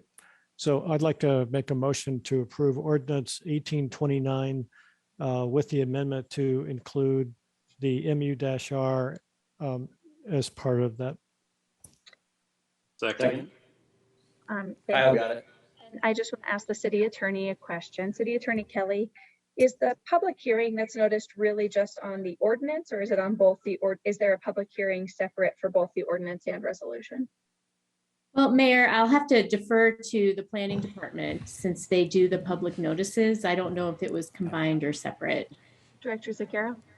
So we have notices posted for both the ordinance and the resolution for the SRU. Okay. Thank you. So I will close the public hearing on the ordinance, but the public hearing on the resolution is still open. So the public hearing on ordinance 1829 is closed.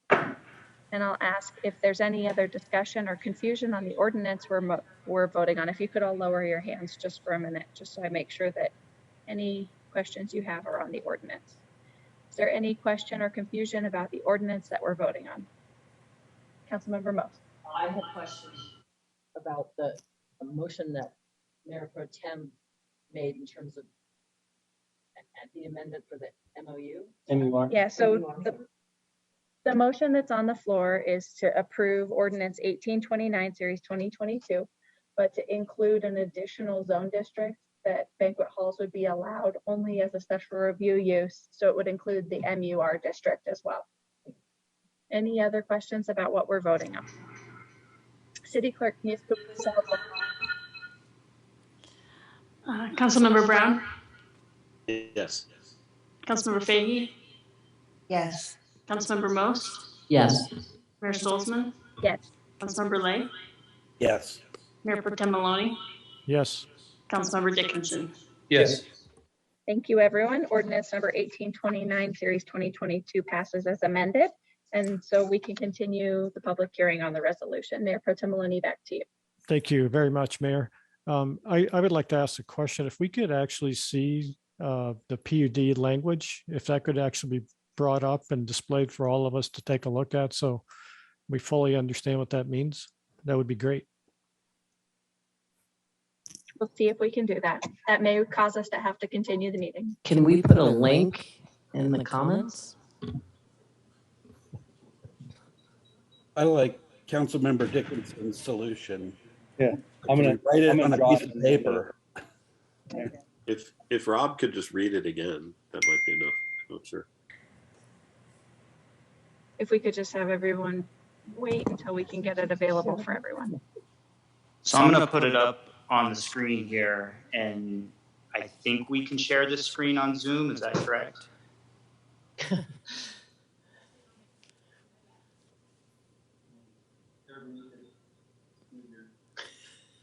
with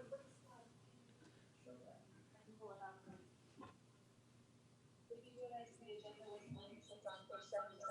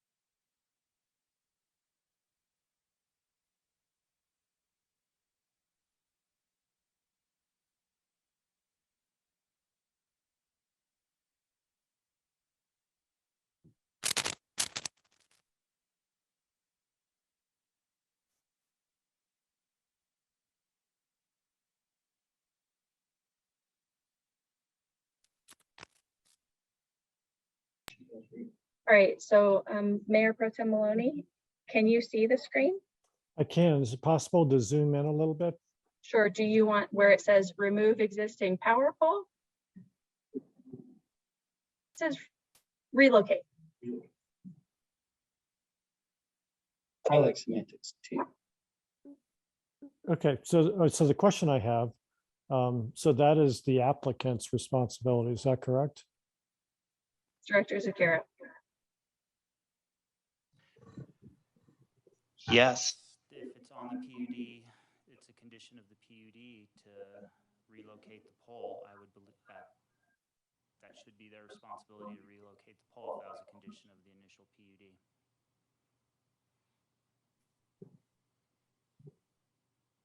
Mayor Pro Tem Maloney couldn't hear you. Could you unmute yourself?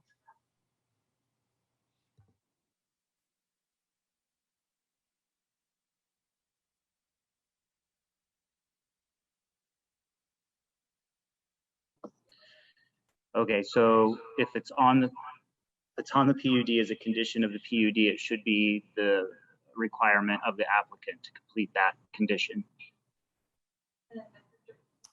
Thank you. That's very helpful. Thank you very much. Thank you, Mayor. Does this work? Very good. Okay. So it was on the PUD to move that pole approximately 16 to 18 inches to the north so that it would be in the relationship between the parking space and the loading space as shown on the PUD. During the building permit process, we changed the trash enclosure and we actually moved the parking spaces to the south to avoid relocating the pole. We got a permit based on those construction drawings. Then we met on site with staff, Public Works, Planning, staff, and reviewed the condition that you see today, and it was approved for our certificate of occupancy for the project. So I realize it says relocate the pole slightly to the north. We had a little different solution. If we had done what was shown here, you'd have the exact same condition that you have now. It doesn't say to remove the pole. It just relocated it to be in that alignment between the loading area and the handicap parking space. So. Right, so it would have been moved so that it wasn't directly behind the handicap space. It is not behind the handicap space. It is in that zone between the handicap space. If you measure the handicap space, it's clear of the pole, and the loading zone is beyond that. So it's behind the loading zone, not behind the handicap space. And then Director Zakira, just the other note I have up on the screen as well around requiring the fee in lieu. I don't know if you want to describe that also. And sure, and so I think if City Council's intent is to make sure that the pole in this image that you have up, that it isn't immediately behind the parking space and it is aligned in the same alignment as was approved. And maybe I misspoke and maybe staff had gone out and verified that all these alignments worked. So I don't know that we could speak specifically to that until we go out and verify. So I just want to clarify that. But the other language about requiring the city at its discretion can require the handicap space to be moved on site so that the loading area is not within the public right of way. And that there's some, I mean, the note is up there so everybody could read it, but if it's unduly restricting the public sidewalk or an alternative use of the right of way is desired. So those are the two reasons noted to require the space to be moved onto the property. But again, I think, you know, making this handicap space work is very important. I think that's clear. And, you know, I think we can achieve that. You know, the relationship of this to the use of the property, this specific use, you know, I think it doesn't matter what the use is. We want the handicap space to work well, and staff needs to work with the applicant to find a way to make it work and make sure that it's not obstructed. And I think that's very clear from this discussion. If there's a link to the, the use that's being proposed, we could also consider that as well. Thank you, Director Zaccaro. So we were on Mayor Pro Tem Maloney. Does that answer your questions? And do you need the screen to be continued to be shared, or can I take it down? That did answer my questions, and you're a little bit just a second, we difficult to can't hear hear, you. Mayor.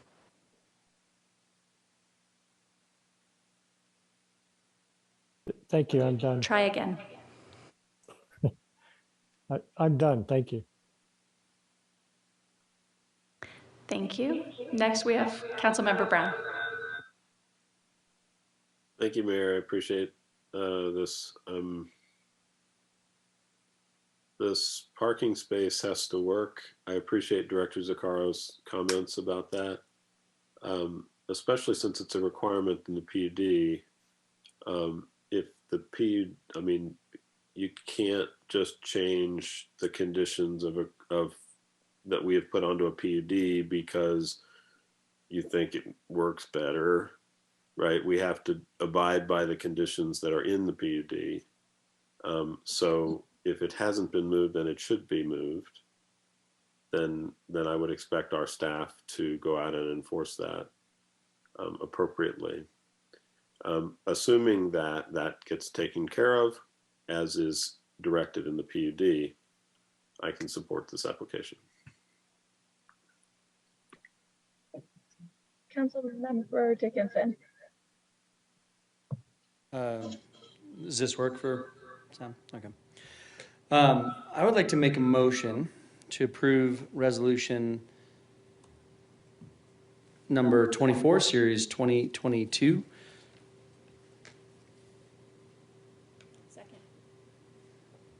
Second. Any discussion of the motion from council members?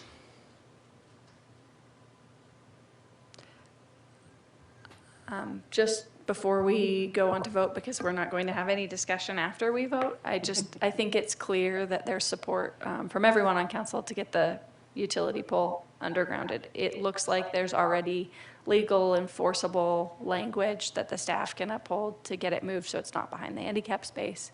But I think the better solution is to seek, we have utility undergrounding funds available. Can't hear you anymore. Are you sure? Mayor, we've lost our sound. Why don't you try talking now? Can you guys hear me? Yep. Dennis? Okay, you should be able to hear Ashley when she talks. Go ahead. Take a breath. Okay, it's frustrating.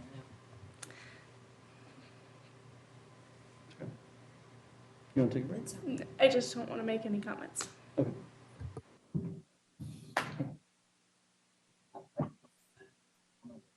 Councilmember Most. I have no idea. How's that work? My microphone is on.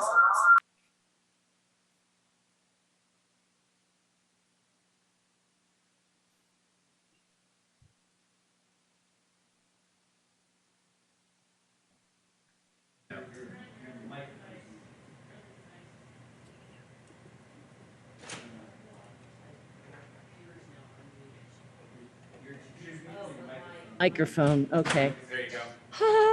Okay, I would just like to say that I am going to vote against this, and I support this project. I believe it's a really good idea, but I'm extremely uncomfortable with this idea that we're just going to let parking be whatever it's going to be. I think, I would be in favor of this if there were some clear commitments to specific parking controls. Thank you, Councilor Most. Is Councilor Stolzman, is the mayor in the room? She is not at the moment. Okay. As the mayor pro tem, I will continue to facilitate the meeting. Is there any other comments on this particular issue? Okay. I think we should, at this time, call for a vote if there's no other comments.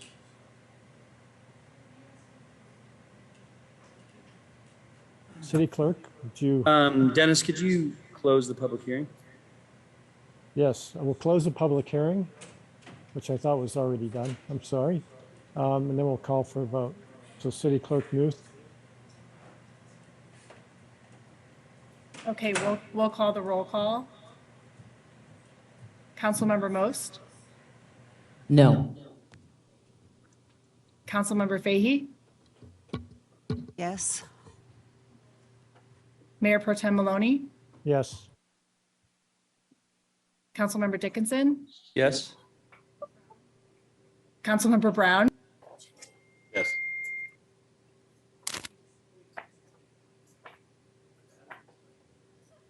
Kyle, you just muted yourself. Yes. Thank you. I voted yes.